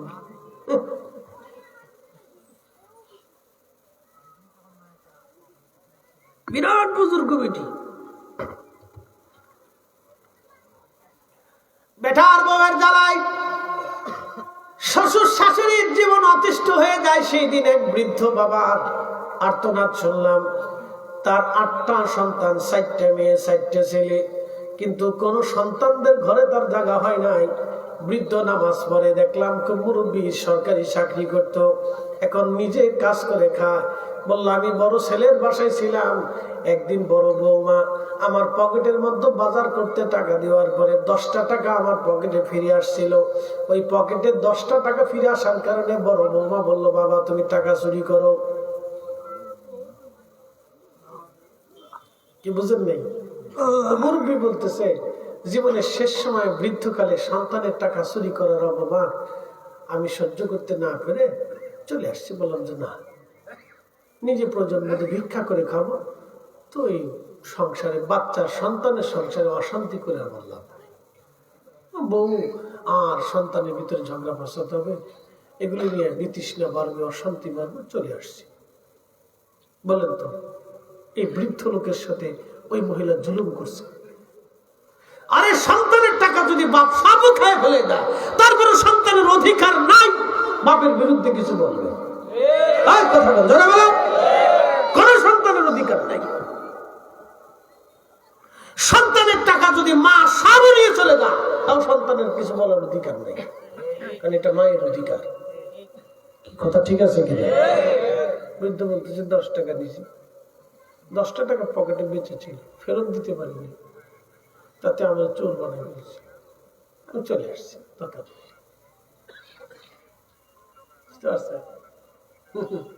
ভাবতেছেন আপনার জীবন আসবে না? আসতে পারে। আমি নিজে দেখেছি, 3 ফুলার বাপ মাস্টার মানুষ, শেষ জীবনে ভিক্ষা করে মাদারি করে। আমার জীবনে আরে ভিক্ষা করতেছে বাসের ভিতরে, আমার কিছু ভিক্ষা দেয়। বৃদ্ধ, চুল দাড়ি পেকে গেছে, চামড়া ঘষিয়ে গেছে, বলতেছে আমি ইংরেজি টিচার ছিলাম, আমাকে কিছু ভিক্ষা দেয় বাবা। কি ব্যাপার? 3টা সন্তান। বড় বেটার বাড়ি গেলে বড় বউ ঝগড়া করে, মেজর বেটার বাড়ি গেলে মেজর বউ ঝগড়া করে, ছোট বেটার বাড়ি গেলে এটাও ঝগড়া করে। ছেলেরা কয় আব্বা ছোটর বাড়ি যাও, ছোট কয় আব্বা মেজর বাড়ি যাও, মেজর কয় আব্বা বড়োর বাড়ি যাও, বড় কয় আব্বা ছোটর বাড়ি যাও। ঘুরতে ঘুরতে বাবা অতিষ্ঠ হয়ে গেছে, ভিক্ষা করে খায়। বাবা মনে থাকলে আমার 2 টাকা ভিক্ষা দাও। সেদিন আমার কাছে এত খারাপ লাগছিল, বিশ্বাস করে এত খারাপ আমার কাছে লাগছিল, বাসের ভিতরে বসে অতিষ্ঠ হয়ে গেছিল। আহা, দুনিয়াতে মানুষ এরকম হতে পারে। এই জন্য সমাজ ওয়াজ কি করব, আমাদের নারী সমাজদেরকে আমাদের ওয়াজ শোনাইতে হবে বেশি বেশি। এত পরিমাণে শুনাইতে হবে। নারীরা যদি ওয়াজ না বুঝে, নারীরা যদি ঠিক না হয়, আল্লাহর কসম করে বলে জাতির কোনোদিন পরিবর্তন হবে না। একটা নারী পারে তার সন্তানকে আদর্শমান সন্তান হিসেবে তৈরি করতে। কথা বলেন না কেন? নারী পারে। নারী ঠিক না হওয়া পর্যন্ত জাতি ঠিক হবে না, কোনোদিন হবে না। আপনি নামাজ পড়েন 5 ওয়াক্ত, আপনি ঠিক আছেন, কিন্তু আপনার স্ত্রী ঠিক নেই, দেখবেন আপনার ঘর ঠিক নেই, আপনি পারবেনই না। বাচ্চারা 24 ঘন্টা মার সাথে থাকে, মার থেকে ওরা শিখে। প্রিয় উপস্থিতি হাজিরিন, কথাগুলি শুনতে খারাপ শোনা যাবে, তারপর আমি আপনাদের এই কথাগুলি বললাম কেন? অত্যন্ত গুরুত্বপূর্ণ বিষয়। এইভাবে যদি চলে তাহলে আগামী জীবন অন্ধকারে নিমজ্জিত হবে। সারা পৃথিবীতে পিতামাতার অবাধ্য চরণ বেড়ে গেছে। শুধু বাংলাদেশে না, সারা পৃথিবীতে একই অবস্থা। সারা পৃথিবীতে একই অবস্থা। নবীজি বললেন, উম্মত সন্তানরা অধিকারে পিতামাতার থেকে বিচ্যুত হবে, অবাধ্য হয়ে যাবে। আহা, সেদিন তোমরা আল্লাহর আকাশ থেকে গজবের অপেক্ষা করতে থাকো, কিয়ামতের অপেক্ষা করো। এগুলি হলো কিয়ামতের ছোট আলামত। বড় কঠিন, বড় কঠিন। আল্লাহ নবী বলেন, আমার উম্মতেরা পিতামাতার চেহারার দিকে তুমি যদি মায়ার নজরে তাকাও, একটা কবুল হজের সওয়াব তোমার আমলনামায় দেওয়া হবে। একসাথে জোরে বলবেন আল্লাহু আকবার।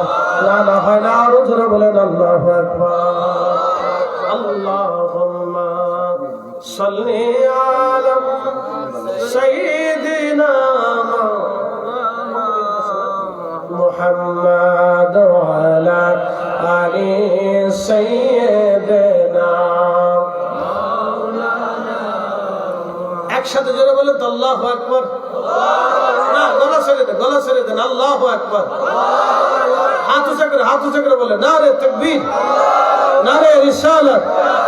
আমরা মুসলমান হব, হাত নামান। আমরা মুসলমান হব শুধু শুরুতে না, নীতিতে। কথা ঠিক আছে কিনা?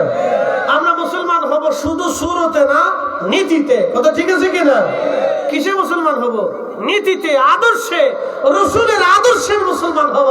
আল্লাহ তৌফিক দান করুন। সকলে জোরে বলেন আমিন। শাহজালাল আমিনী আসলেন বুরহানুদ্দিনের সামনে।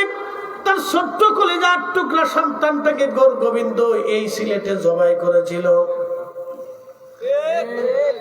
বুরহানুদ্দিনের ছোট্ট ছেলেটাকে গৌর গোবিন্দ বাবার চোখের সামনে ছেলেটাকে জবাই দিয়েছিল। নিষ্পাপ একটা ছেলেকে জবাই দিল। বুরহানুদ্দিনের হাত কেটে ফেলে দিল, যে হাত দিয়ে গরু কুরবানি দিয়েছিল। এই জুলুমের কথা যখন শাহজালাল আমিনী মুজাররিদি শুনলেন, নিজেকে আর স্থির রাখতে পারেন নাই। আল্লাহর ওলি সুদূর দিল্লি থেকে রওনা দিলেন। এই জমিনে এত বড় জুলুম একটা শিশু বাচ্চার সাথে করা হলো, একটা বাবার সাথে করা হলো। আমি শাহজালাল থাকতে জুলুম আর হতে দেওয়া যাবে না। তিনি চলে আসলেন, গৌর গোবিন্দ পলায়ন করলো। আল্লাহর জমিনে শাহজালাল আমিনী ইনসাফ প্রতিষ্ঠিত করলেন। একবার জোরে বলবেন আল্লাহু আকবার। আপনারা শাহজালালের উত্তরসূরি, ইনসাফের পক্ষে আমাদের থাকতে হবে। ঠিক আছে কিনা? আল্লাহর ওলিদের পক্ষে, রাসূল কারীমের ইজ্জতের পক্ষে জীবনের শেষ সময় পর্যন্ত আপনাদের থাকতে হবে। কারণ আপনারা হযরত শাহজালাল রাহমাতুল্লাহ আলাইহির দেশের সন্তান, তাদের উত্তরসূরি। হযরত আল্লামা সাহেব কেবলা ফুলতুলি রাহমাতুল্লাহ আলাইহি ওলিদের উত্তরসূরি। কথা বলেন ঠিক আছে কিনা? আল্লাহ আমাদের সেই পথে চলার তৌফিক দিক। জোরে আওয়াজ তুলে বলেন আমিন। লা ইলাহা ইল্লাল্লাহ। জোরে লা ইলাহা ইল্লাল্লাহ, লা ইলাহা ইল্লাল্লাহ। হাসবি রাব্বি জাল্লাল্লাহ, মা ফি কলবি গায়রুল্লাহ। আহা নূর মুহাম্মদ সাল্লাল্লাহু লা ইলাহা ইল্লাল্লাহ, লা ইলাহা ইল্লাল্লাহ। আওয়াজ আওয়াজ করে আল্লাহ আল্লাহ আল্লাহ আল্লাহ আল্লাহ আল্লাহ আল্লাহ আল্লাহ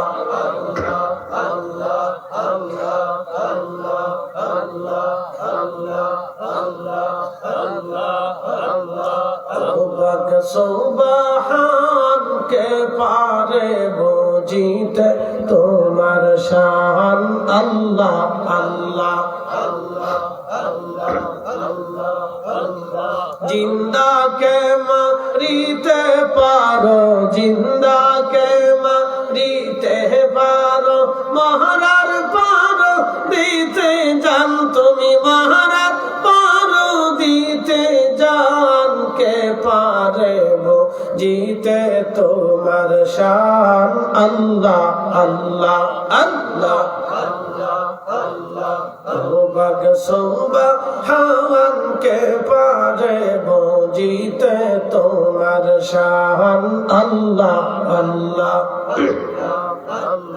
জিন্দা কে মারিতে পারো জিন্দা কে মারিতে পারো মহারাজ পারো দিতে জান তুমি মহারাজ পারো দিতে জান কে পারে জিতে তোমার শান আল্লাহ আল্লাহ জবান খোলে আল্লাহ একসাথে আল্লাহ আল্লাহ আল্লাহ আল্লাহ আল্লাহ আল্লাহ আল্লাহ আল্লাহ আল্লাহ আল্লাহ তোমার দোস্ত হাবিবুল্লাহ আগে তারে বানাইয়া নূরের রূপে তৈয়ার করে রাখছো তারে লুকাইয়া তোমার দোস্ত হাবিবুল্লাহ আগে তারে বানাইয়া নূরের রূপে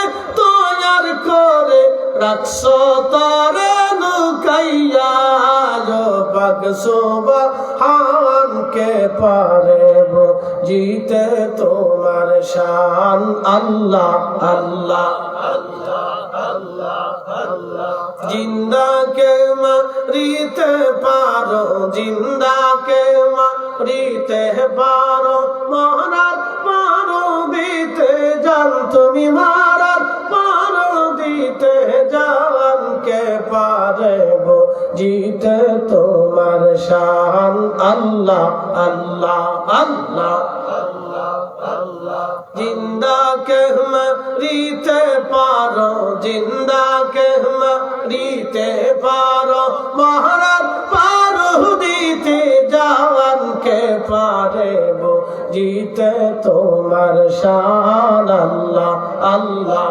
আল্লাহ আল্লাহ আল্লাহ আল্লাহ আল্লাহ আল্লাহ আল্লাহ আল্লাহ আল্লাহ 1,24,000 পয়গম্বর বানাইয়া তোমার দোস্ত হাবিবুল্লাহ রাখছো তারে লুকাইয়া 1,24,000 পয়গম্বর বানাইয়া তোমার দোস্ত হাবিবুল্লাহ রাখছো তারে লুকাইয়া পাক সুবহান কে পারে জিতে তোমার শান আল্লাহ আল্লাহ আল্লাহ আল্লাহ জিন্দা কে মারিতে পারো জিন্দা কে মারিতে পারো মহারার পারো দিতে জান কে পারে জিতে তোমার শান আল্লাহ আল্লাহ আল্লাহ আল্লাহ আল্লাহ আল্লাহ আল্লাহ আল্লাহ আল্লাহ আল্লাহ আল্লাহ আল্লাহ তোমার লীলা খেলা কেউ বোঝে কেউ বুঝে না আল্লাহ তোমার লীলা খেলা কেউ বুঝতে পারে না কাউকে রাখো গাছ তহলাতে কাউকে রাখো বালাখানায় আল্লাহ তোমার লীলা খেলা কেউ যেতে পারে না আল্লাহ আল্লাহ আল্লাহ আল্লাহ আল্লাহর জিকির না করিলে দিল তো জিন্দা হইবে না। আল্লাহর জিকির আল্লাহর জিকির না করিলে দিল তো জিন্দা হইবে না। আল্লাহ আল্লাহু রে মন আল্লাহ করো জপনা। আল্লাহ আল্লাহ আল্লাহ আল্লাহ আল্লাহ আল্লাহ আল্লাহ আল্লাহ। গাছ বৃক্ষ তরুলতা সবুজ গাছের কচি পাতা, গাছ বৃক্ষ তরুলতা সবুজ গাছের কচি পাতা। জিকিরে লাইছে মাথা নয়ন খুইলা দেখো না গো। জিকিরে লাইছে মাথা নয়ন খুইলা দেখো না। আল্লাহ আল্লাহু রে মন আল্লাহ করো জপনা। আল্লাহ আল্লাহ আল্লাহ আল্লাহ আল্লাহ। আল্লাহর জিকির আল্লাহর জিকির না করিলে দিল তো জিন্দা হইবে না গো। আল্লাহর জিকির আল্লাহর জিকির না করিলে দিল তো জিন্দা হইবে না। আল্লাহ আল্লাহু রে মন আল্লাহ করো জপনা। আল্লাহ আল্লাহ আল্লাহ আল্লাহ আল্লাহ। আসমান জমিন গ্রহ তারা আল্লাহর জিকির করে তারা। আসমান জমিন গ্রহ তারা আল্লাহর জিকির করে তারা। মানুষ হইয়া তোমরা কেন আল্লাহর জিকির করো না। মানুষ হইয়া তোমরা কেন আল্লাহর জিকির করো না। আল্লাহ আল্লাহু রে মন আল্লাহ করো জপনা। আল্লাহ আল্লাহ আল্লাহ আল্লাহ আল্লাহ। আল্লাহর জিকির আল্লাহর জিকির না করিলে দিল তো জিন্দা হইবে না গো। আল্লাহর জিকির আল্লাহর জিকির না করিলে দিল তো জিন্দা হইবে না। আল্লাহ আল্লাহু রে মন আল্লাহ করো জপনা। আল্লাহ আল্লাহ। জবান খুলে আওয়াজ তুলে আওয়াজ তুলে আল্লাহ আল্লাহ আল্লাহ আল্লাহ আল্লাহ আল্লাহ আল্লাহ আল্লাহ। আইসো ভাবে যাইতে হবে ভেবে কেন ভাবো না। আইসো ভাবে যাইতে হবে ভেবে কেন ভাবো না। আদম ফরিদি ভেবে বলে আল্লাহর জিকির সাইরো না। আদম ফরিদি ভেবে বলে আল্লাহর জিকির সাইরো না। আল্লাহ আল্লাহু রে মন আল্লাহ করো জপনা। আল্লাহ আল্লাহ আল্লাহ আল্লাহ আল্লাহ আল্লাহ। আল্লাহর জিকির আল্লাহর জিকির না করিলে দিল তো জিন্দা হইবে না। আল্লাহর জিকির আল্লাহর জিকির না করিলে দিল তো জিন্দা হইবে না। আল্লাহ আল্লাহু রে মন আল্লাহ করো জপনা।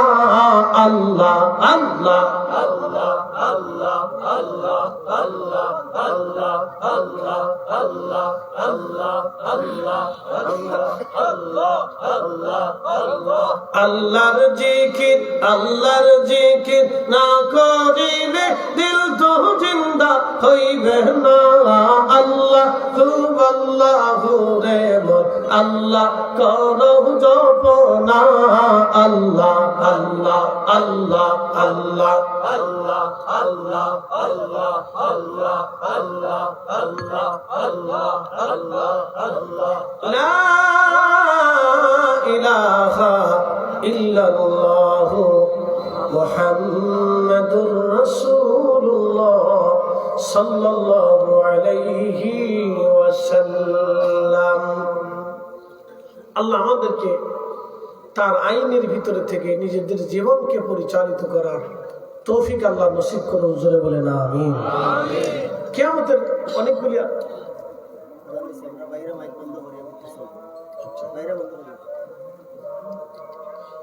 আজানটা একটু শেষ হয়।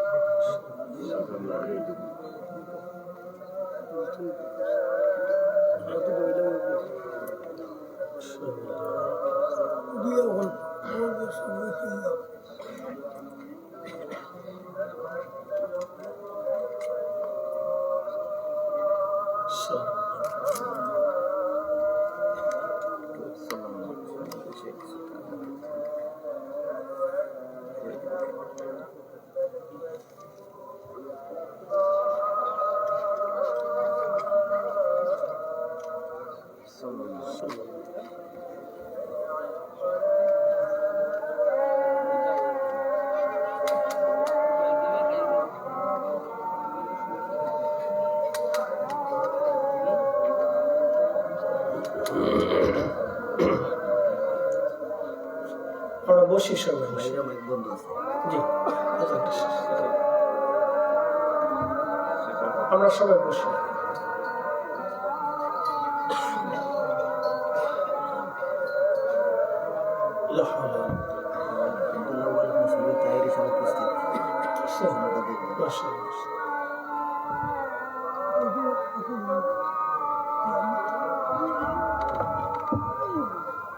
আল্লাহ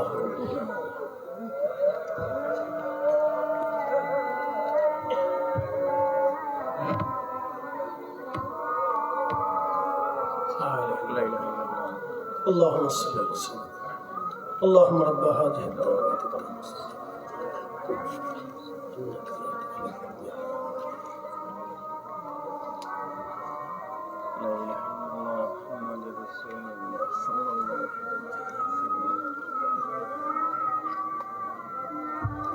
আমরা বসি সবাই দরুশে বলি আল্লাহুম্মা সাল্লি আলা সাইয়্যিদিনা মাওলানা মুহাম্মাদ ওয়া আলা আলি সাইয়্যিদিনা মাওলানা।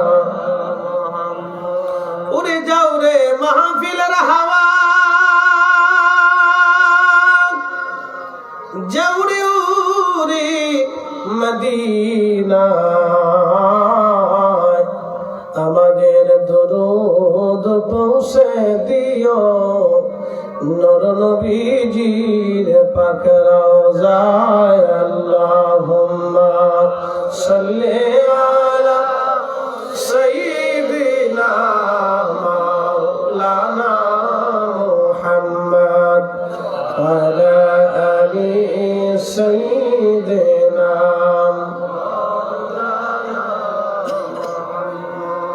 বলছিলাম কিয়ামত আসবে, কিয়ামতের আলামত আমি আরেকটা বললাম। নবীজি বললেন উম্মত পিতা মাতা অবাধ্য হয়ে যাবে, প্রচুর পরিমাণে অবাধ্য সন্তান বাড়বে। তখন তোমরা কিয়ামতের আলামত, কিয়ামতের জন্য অপেক্ষা করো। আরেকটা আলামত নবীজি বললেন আমার উম্মতরা তোমরা শোনো, প্রচুর পরিমাণে বেহায়াপনা বাড়বে, জেনা বেড়ে যাবে। সারা পৃথিবী ব্যাপী আপনি যদি তাকান শুধু জেনা আর জেনা। উন্নত বিশ্ব আপনি যদি দেখেন শুধু জেনা আর জেনা, শুধু জেনা আর জেনা। অনেকে উন্নত বিশ্বের দিকে যদি তাকায় দেখেন, দেখবেন অনেক সন্তানের কোনো বাবার পরিচয় নাই। আল্লাহর নবী বললেন প্রচুর পরিমাণে জেনার সংখ্যা বাড়বে, বেহায়াপনা বাড়বে, প্রকাশ্যভাবে নারীরা নাচানাচি করবে, প্রকাশ্য পরিমাণে বেহায়াপনা হবে। আজকে আপনি যদি দেখেন এই ইন্টারনেট আধুনিকতার ছোঁয়ায় প্রকাশ্যভাবে মানুষ জেনা দেখতেছে, নাচানাচি গান বাজনায় আসক্ত হয়ে পড়তেছে। বাংলাদেশ শুধু না, পৃথিবীর কোটি কোটি কোটি কোটি মানুষ এই গান বাজনার সাথে সম্পৃক্ত। 800 কোটি মানুষের ভিতরে আপনি যদি তাকান তাহলে একবারে মিনিমাম হলো 700 কোটি মানুষ সরাসরি গান বাজনার সাথে সম্পৃক্ত। 700 কোটি মানুষ, সারা পৃথিবীর 800 কোটি মানুষ, তার ভিতরে 200 কোটি মুসলমান। এই 200 কোটি মুসলমানের ভিতরে 100 কোটি মুসলমান গান বাজনার সাথে সম্পৃক্ত। বাকি অমুসলিমদের সবাই এই গান বাদ্যের সাথে, বেহায়াপনার সাথে সম্পৃক্ত, কোনো সারাসারি নেই। দেখেন আপনি সারা পৃথিবীতে এত পরিমাণে বেহায়াপনা, নবীজি বললেন তখন তোমরা আল্লাহর আকাশ থেকে গজব, কিয়ামতের অপেক্ষা করতে থাকো। ভূমি কাঁপতে থাকবে, ভূমিকম্প আসতে থাকবে, বিভিন্ন জায়গায় ভূমি ধস হবে এবং বন্যা আসবে, খরা আসবে, সাইক্লোন আসবে, মহামারী আসবে, সারা পৃথিবীতে অশান্তি বিশৃঙ্খলা লেগে থাকবে। তখন তোমরা এই বিপদের জন্য অপেক্ষা করতে থাকো। বলে কোন বিপদ? সারা দুনিয়াতে যখন বেহায়াপনা ছড়িয়ে যাবে, কোথায় আপনি পালাবেন? পালানোর মতো কোথাও জায়গা থাকবে না। আপনি যদি ভাবেন যে ভূমিকম্প আসলে, এই বিপদ আসলে আপনি মাটির গর্তের মধ্যে পালাবেন, তাও হবে না। আল্লাহ বলেন ইজা সুলসিলাতিল আরদু সিলসালাহা, পৃথিবী কাঁপতে থাকবে, পৃথিবী কাঁপতে থাকবে। ওয়া আখরাজাতিল আরদু আসকালাহা, আর মাটি সেই দিন মানুষ মাটির ভিতর থেকে যাহা কিছু আছে সবকিছু মাটিগুলি বের করে দিবে। আর মানুষেরা বলবে এটার কি হলো? আজ পৃথিবী আপন প্রকম্প কেমন প্রকম্পিত হচ্ছে, এইগুলি কেন কাঁপতেছে? পালানোর মতো কোনো জায়গা হবে না। ভাববেন আপনি সাগরের মধ্যে পালিয়ে যাবেন, তাও হবে না। আল্লাহ জবাব দিয়ে দিলেন ওয়া ইদাল বিহারু ফুজ্জিরাত, আকাশ সমুদ্র উদ্দোলিত হয়ে যাবে, সমুদ্রের সমস্ত পানিগুলি জমিনের মধ্যে আছাড় মারবে। সাগরে পালাতে পারবেন না, জমিনের ভিতরে পালাতে পারবেন না। ভাবলেন আপনি বিমান নিয়ে আকাশে পালিয়ে যাবেন, তার সুযোগ হবে না। আল্লাহ বলেন আকাশ ভেঙে ভেঙে পড়তে থাকবে। ওয়া ইদাল কাওয়াকিবু তাসারাত, নক্ষত্র রাজিগুলি ভেঙে ভেঙে পড়তে থাকবে, আপনি সেখানেও পালাতে পারবেন না। ভাবলেন আপনি পাহাড়ের গুহার ভিতরে যায় লুকায় থাকবেন, তাও হবে না। আল্লাহ বলেন ইয়াউমা ইয়াকুনুন নাসু কাল ফারাশিল মাবসুস, মানুষ সেদিন বিক্ষিপ্ত পতঙ্গের মতো ছোটাছুটি করবে, পালানোর চেষ্টা করবে। আল্লাহ বলেন ওয়াতাকুনুল জিবালু কাল ইহনিল মানফুস, আল্লাহর পাহাড় ভূমি থেকে ছিটকে ধ্বনিত পশম যেইভাবে উড়ে উড়ে বাতাসের সাথে চলে যায়, আল্লাহ বললেন সেদিন পাহাড়গুলি ধ্বনিত পশমের মতো উড়ে উড়ে উড়ে উড়ে তারা বিলীন হয়ে যাবে।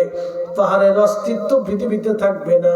দুনিয়ার সবচেয়ে বড় পাহাড়ের নাম হচ্ছে মাউন্ট এভারেস্ট। এর উচ্চতা আছে 29,000 ফিট।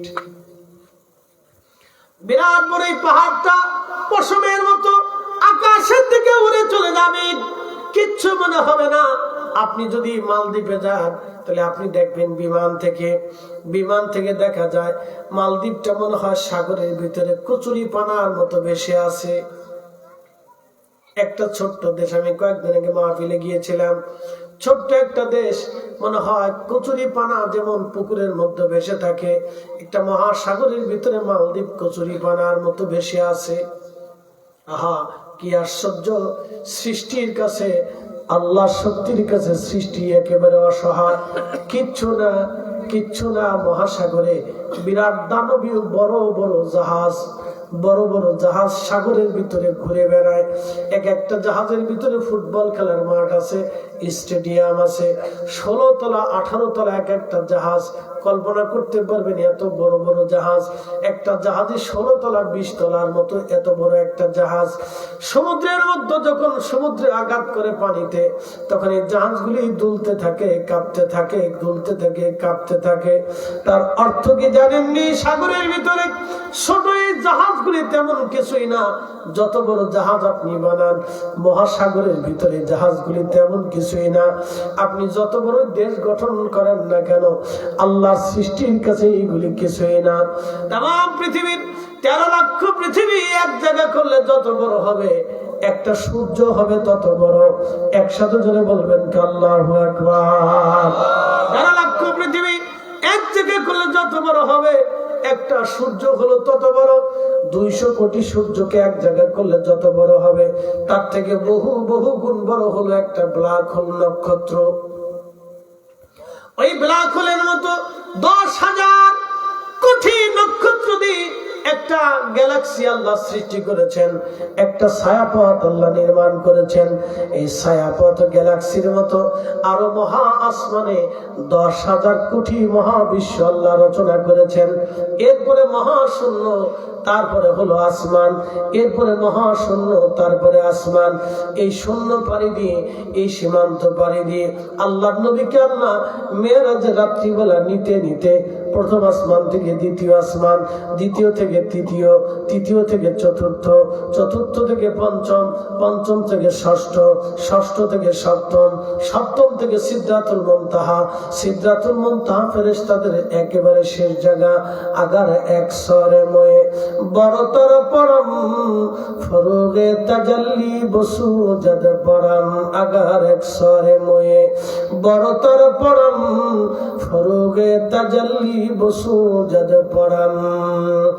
আল্লামা শেখ সাদী গুলিস্তান অবস্থার মধ্যে তিনি লিখলেন, ও দুনিয়ার মানুষ, জিবরাইল সীমানার কাছে যাওয়ার পরে বললেন, হুজুর আমার আর সামনে বাড়ানোর সুযোগ নাই।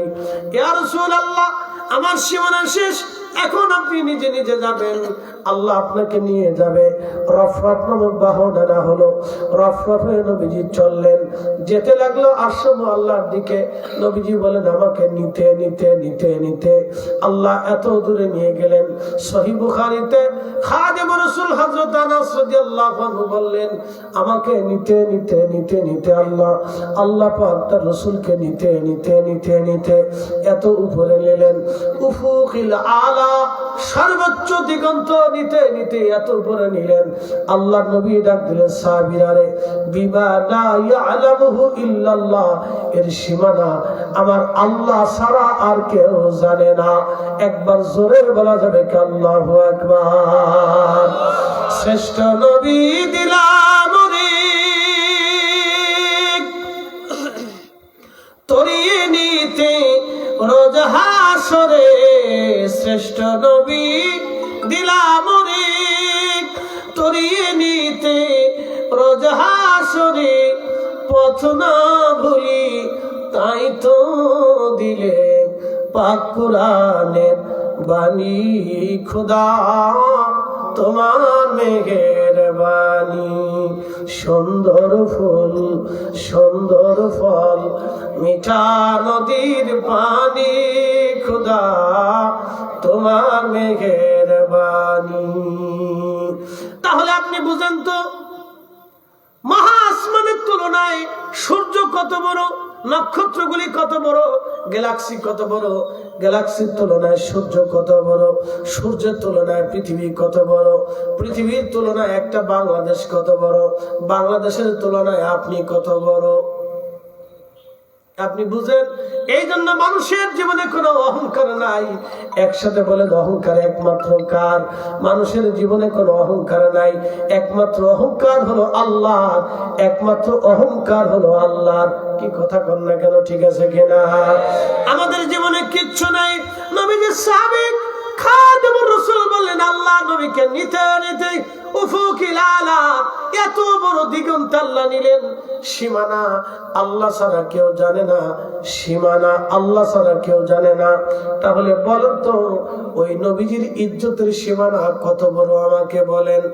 সেই রাসূলের মহান সম্মানে যারা আঘাত করে, নিশ্চয় ওরাই হলো জমানার মুনাফিক। এই কথা কন না কেন? ওরা জমানার মুনাফিক। এই জন্য মুনাফিকের পরিচয় আপনাদেরকে দিয়ে গেলাম। কথায় কথায় মিথ্যা বলবে, আমানত রাখলে খেয়ানত করবে, ওয়াদা করলে বরখেলাপ করবে। এরা হলো মুনাফিক। কি কি কারণে কিয়ামত ঘনিয়ে আসতেছে আমি আপনাদেরকে তাও বললাম। কি কি কারণে আল্লাহর আসমান থেকে গজব আসবে আমি আপনাদেরকে তাও বললাম। প্রিয় উপস্থিতি, ভালো করে এইগুলি নিজেদের জীবনে আমলে পরিণত করা আমাদের জন্য একান্ত দায়িত্ব। বলবেন হুজুর আমি একা আমল করলে কি হবে? আপনি একা একা শুরু করেন। আপনি যখন শুরু করবেন তখন অন্যরাও শুরু করবে। আপনি নিজে বাঁচেন, তারপর আপনার ফ্যামিলিকে আপনি বাঁচান। আপনি জাহান্নাম থেকে বাঁচার চেষ্টা করেন, আপনার পরিবারকে জাহান্নাম থেকে বাঁচার চেষ্টা করেন। মনে রাখবেন এই দুনিয়ার সামান্য সময়ের জন্য আমরা আসি, আমরা আবার আল্লাহর কাছে চলে যাব। একসাথে বলেন কার কাছে যাব? আল্লাহর কাছে যাব। ওয়া ইন্না ইলাইহি রাজিউন। আমরা সবাই আল্লাহর কাছে চলে যাব। কি নিয়ে যাব? দুইটা জিনিস আমাদের নিতে হবে। এক নম্বর ঈমান, দুই নম্বরে আমল। এক নম্বরে ঈমান, দুই নম্বরে আমল। কিয়ামতের ময়দানে আল্লাহ আমাদের চেহারা দেখে ফয়সালা করবে না, আমাদের সৌন্দর্য দেখে ফয়সালা হবে না, সম্পদ দেখে ফয়সালা হবে না। কারণ ওই দিন আমরা সবাই থাকবো বস্ত্রহীন। বর্তমান পৃথিবীর সবচেয়ে দামি দামি president Xi Jinping, Vladimir Putin, এরপরে ট্রাম্প, সৌদির বাদশা, পৃথিবীর দামি দামি প্রেসিডেন্ট কিয়ামতের ময়দানে বস্ত্রহীন থাকবে। 4 পয়সাও তাদের মূল্য থাকবে না। আসতে বলবেন না, জোরে বলেন। দুনিয়াতে যারা অনেক অনেক ক্ষমতা সম্পদের অধিকারী, কিয়ামতের ময়দানে অনেকে ভিতরে তারা লাঞ্ছিত হবে। কিন্তু দুনিয়াতে যারা লাঞ্ছিত ছিল কিয়ামতের ময়দানে তারা সম্মানিত হয়ে যাবে একটা মাত্র কারণে, ইন্না আকরামাকুম ইনদাল্লাহি আতকাকুম। একটা কারণে তারা সম্মানিত হবে। আমার ওয়াজেরও কোনো মূল্য থাকবে না, এখানে আমার থেকে শ্রোতাদের দাম বেড়ে যাবে। কি কারণে বাড়বে? শুধু তাকওয়ার কারণে, আমলের কারণে শ্রোতার দাম বেড়ে যাবে। আমি ওয়াজ করে চলে গেছি, ওই ওয়াজের প্রতি আমার আমল নাই, কিন্তু শ্রোতারা ওয়াজ শোনার পরে ওই আমল শ্রোতা করে করে কবরে চলে গেল। দেখবেন ওই শ্রোতাটা আল্লাহর জান্নাতে চলে যাবে। আসতে বলবেন না, জোরে বলেন। শ্রোতা আল্লাহর জান্নাতে চলে যাবে। প্রিয় উপস্থিতি হাজিরিন, ভালো করে শুনে যাবেন ভাই আমার। আমরা কিয়ামতের ময়দানে আল্লাহর আদালতে দাঁড়াবো। এই জন্য যে কথাগুলো আমি বললাম, শ্রোতা বক্তা সবাইকে আমল করার তৌফিক আল্লাহ দান করুন। আওয়াজ তুলে জোরে বলেন আমিন। না হয় না, আর একটু জোরে আওয়াজ তুলে বলেন আমিন। তেলের গাড়ি তেলে চলে, হাওয়ার গাড়ি হাওয়ায় উড়ে, বিনা তেলে চালায় গাড়ি নবী সুলাইমান। আমরা সেই মুসলমান, আমরা সেই মুসলমান। আল্লাহ আমাদেরকে মুসলমান হওয়ার তৌফিক দান করুন, জোরে বলেন আমিন। আল্লাহ শ্রোতা বক্তা সবাইকে কথাগুলির উপর ইস্তেকামত থাকা তৌফিক দিক। কিয়ামত আসবে, এই সমস্ত মুসিবত থেকে যদি আপনি বাঁচতে চান তাহলে অবশ্যই আপনাকে মুমিনের কাতারে ফিরে আসতে হবে। ভাই আমার, আমি আপনাদেরকে আল্লাহ রসুলের কিছু নির্দেশনা শোনাইলাম। এগুলি শ্রোতা বক্তা যারা কমিটি যারা আয়োজন করছেন, আল্লাহ সবাইকে আমলের পরিণত করার তৌফিক দিক। নিজেদের জীবনে, পারিবারিক জীবনে, সামাজিক জীবনে এগুলি বাস্তবায়ন করব। ভাই আমার, এই কথাগুলি আমরা শোনাটা জরুরি। মুসলমান আমরা, আল্লাহ আমাদেরকে সৃষ্টির শ্রেষ্ঠ জাতি হিসেবে আমাদেরকে আল্লাহ অভিহিত করেছেন। আমরা সৃষ্টির শ্রেষ্ঠ জাতি, আমাদের সম্মান অনেক। এই জন্য আর কথা বাড়াবো না। এশার নামাজের সময়, নামাজের পরেই আমাদের পরবর্তী বক্তা মাওলানা আব্দুল আওয়াল ফয়সাল বিন তাহির সাহেব কুমিল্লা, তিনি এসে গেছেন। তিনি এশার নামাজের পরপরই আপনাদের সামনে তকরির করবেন ইনশাআল্লাহ। পরবর্তী যত উলামা ইকরাম আসবেন তাদের তকরিরগুলি, আলোচনাগুলি আপনারা খুব মহাব্বতের সাথে শুনবেন এবং সেগুলি কাজে পরিণত করার চেষ্টা করবেন। আল্লাহ সকলকে তৌফিক দিক, আমিন। আমরা আসসালামু আলাইকুম ওয়া রাহমাতুল্লাহ। আস্তাগফিরুল্লাহ রাব্বি মিন কুল্লি যামবি ওয়া আতুবু ইলাইহি। আস্তাগফিরুল্লাহ ইন্নাল্লাহা গফুরুর রহিম। আল্লাহুম্মা আমিন। ربنا آتنا في الدنيا حسنة وفي الآخرة حسنة وقنا عذاب النار ربنا لا تزغ قلوبنا بعد إذ هديتنا وهب لنا من لدنك رحمة إنك أنت الوهاب رب العالمين মাহফিল তুমি মঞ্জুর করে নাও আল্লাহ। আল্লাহ হাদিয়া তোমার হাবিবের খেদমতে পৌঁছে দাও আল্লাহ। সাহাবা আজমাইন, আশারে মুবাশশিরিন, খুলাফায়ে রাশিদিন, আসহাবুন নবী, আহলে বাইতিন নবী, কাদেরিয়া, চিশতিয়া, নকশবন্দিয়া, মুজাদ্দিদিয়া, বারআউলিয়া, 360 আউলিয়া, আল্লামা সাহেব কেবলা ফুলতুলি রহমাতুল্লাহের খেদমতে দয়া করে হাদিয়া পৌঁছে দাও আল্লাহ। আল্লাহ ওলিরা যত পৃথিবীর যেখানে যত ওলিরা ঘুমিয়ে গেছেন সকল ওলিদের খেদমতে মাহফিলের হাদিয়া পৌঁছে দাও আল্লাহ। যত মানুষ এই লতিফপুরের যত মানুষ কবরে ঘুমিয়ে গেছে আল্লাহ, সবার কবরে তুমি দয়া করে আজকের মাহফিলের সওয়াব পৌঁছে দাও আল্লাহ। জানি না কার মা নাই, জানি না কার আব্বা জান নাই, কে জানি মাও নাই বাবাও নাই। আল্লাহ বাবা মার কবর গুলি জান্নাতের বাগান বানায় দাও রব্বুল আলামিন। আমাদের রাশি রাশি গুনাহগুলি দয়া করে মাফ করে দাও। ক্ষমা যদি না করো বান্দা কোন দরজায় হাত বাড়াবে আল্লাহ? ক্ষমা যদি না করো বান্দা কোন দরজায় হাত বাড়াবে আল্লাহ? তোমার দরজা থেকে আমাদেরকে মাফ করে দাও আল্লাহ। ইয়া রাব, তোমার মেহবুবের দিদার না করাইয়া কবর দেশে ডাক দিও না গো আল্লাহ। এই সুন্দর বাগান মাহফিল যারা সাজাইলো টাকা দিয়ে, পয়সা দিয়ে, অর্থ দিয়ে, বৃত্ত দিয়ে, পরিশ্রম দিয়ে, আমার প্রত্যেকটা তরুণ যুবক ভাই সহ সকলের বাড়ি ঘরগুলি তুমি রহমতের বাগান দিয়ে দয়া করে সাজায়া দাও। আসমানি জমিনি হামাই রুহাই বালা থেকে সবাইকে তুমি দয়া করে হেফাজত করো আল্লাহ। আলহামদুলিল্লাহি রাব্বিল আলামিন, আসসালাতু ওয়াসসালামু আলা রাসূলিহিল কারীম। সাকারাতের বিছানা, মওতের যন্ত্রণা, কঠিনের সময় আমাদের জবানে জারি করা মধুর কালেমা লা ইলাহা ইল্লাল্লাহ মুহাম্মাদুর রাসূলুল্লাহ সাল্লাল্লাহু আলাইহি ওয়াসাল্লাম। আসসালামু আলাইকুম ওয়া রাহমাতুল্লাহি ওয়া বারাকাতুহু।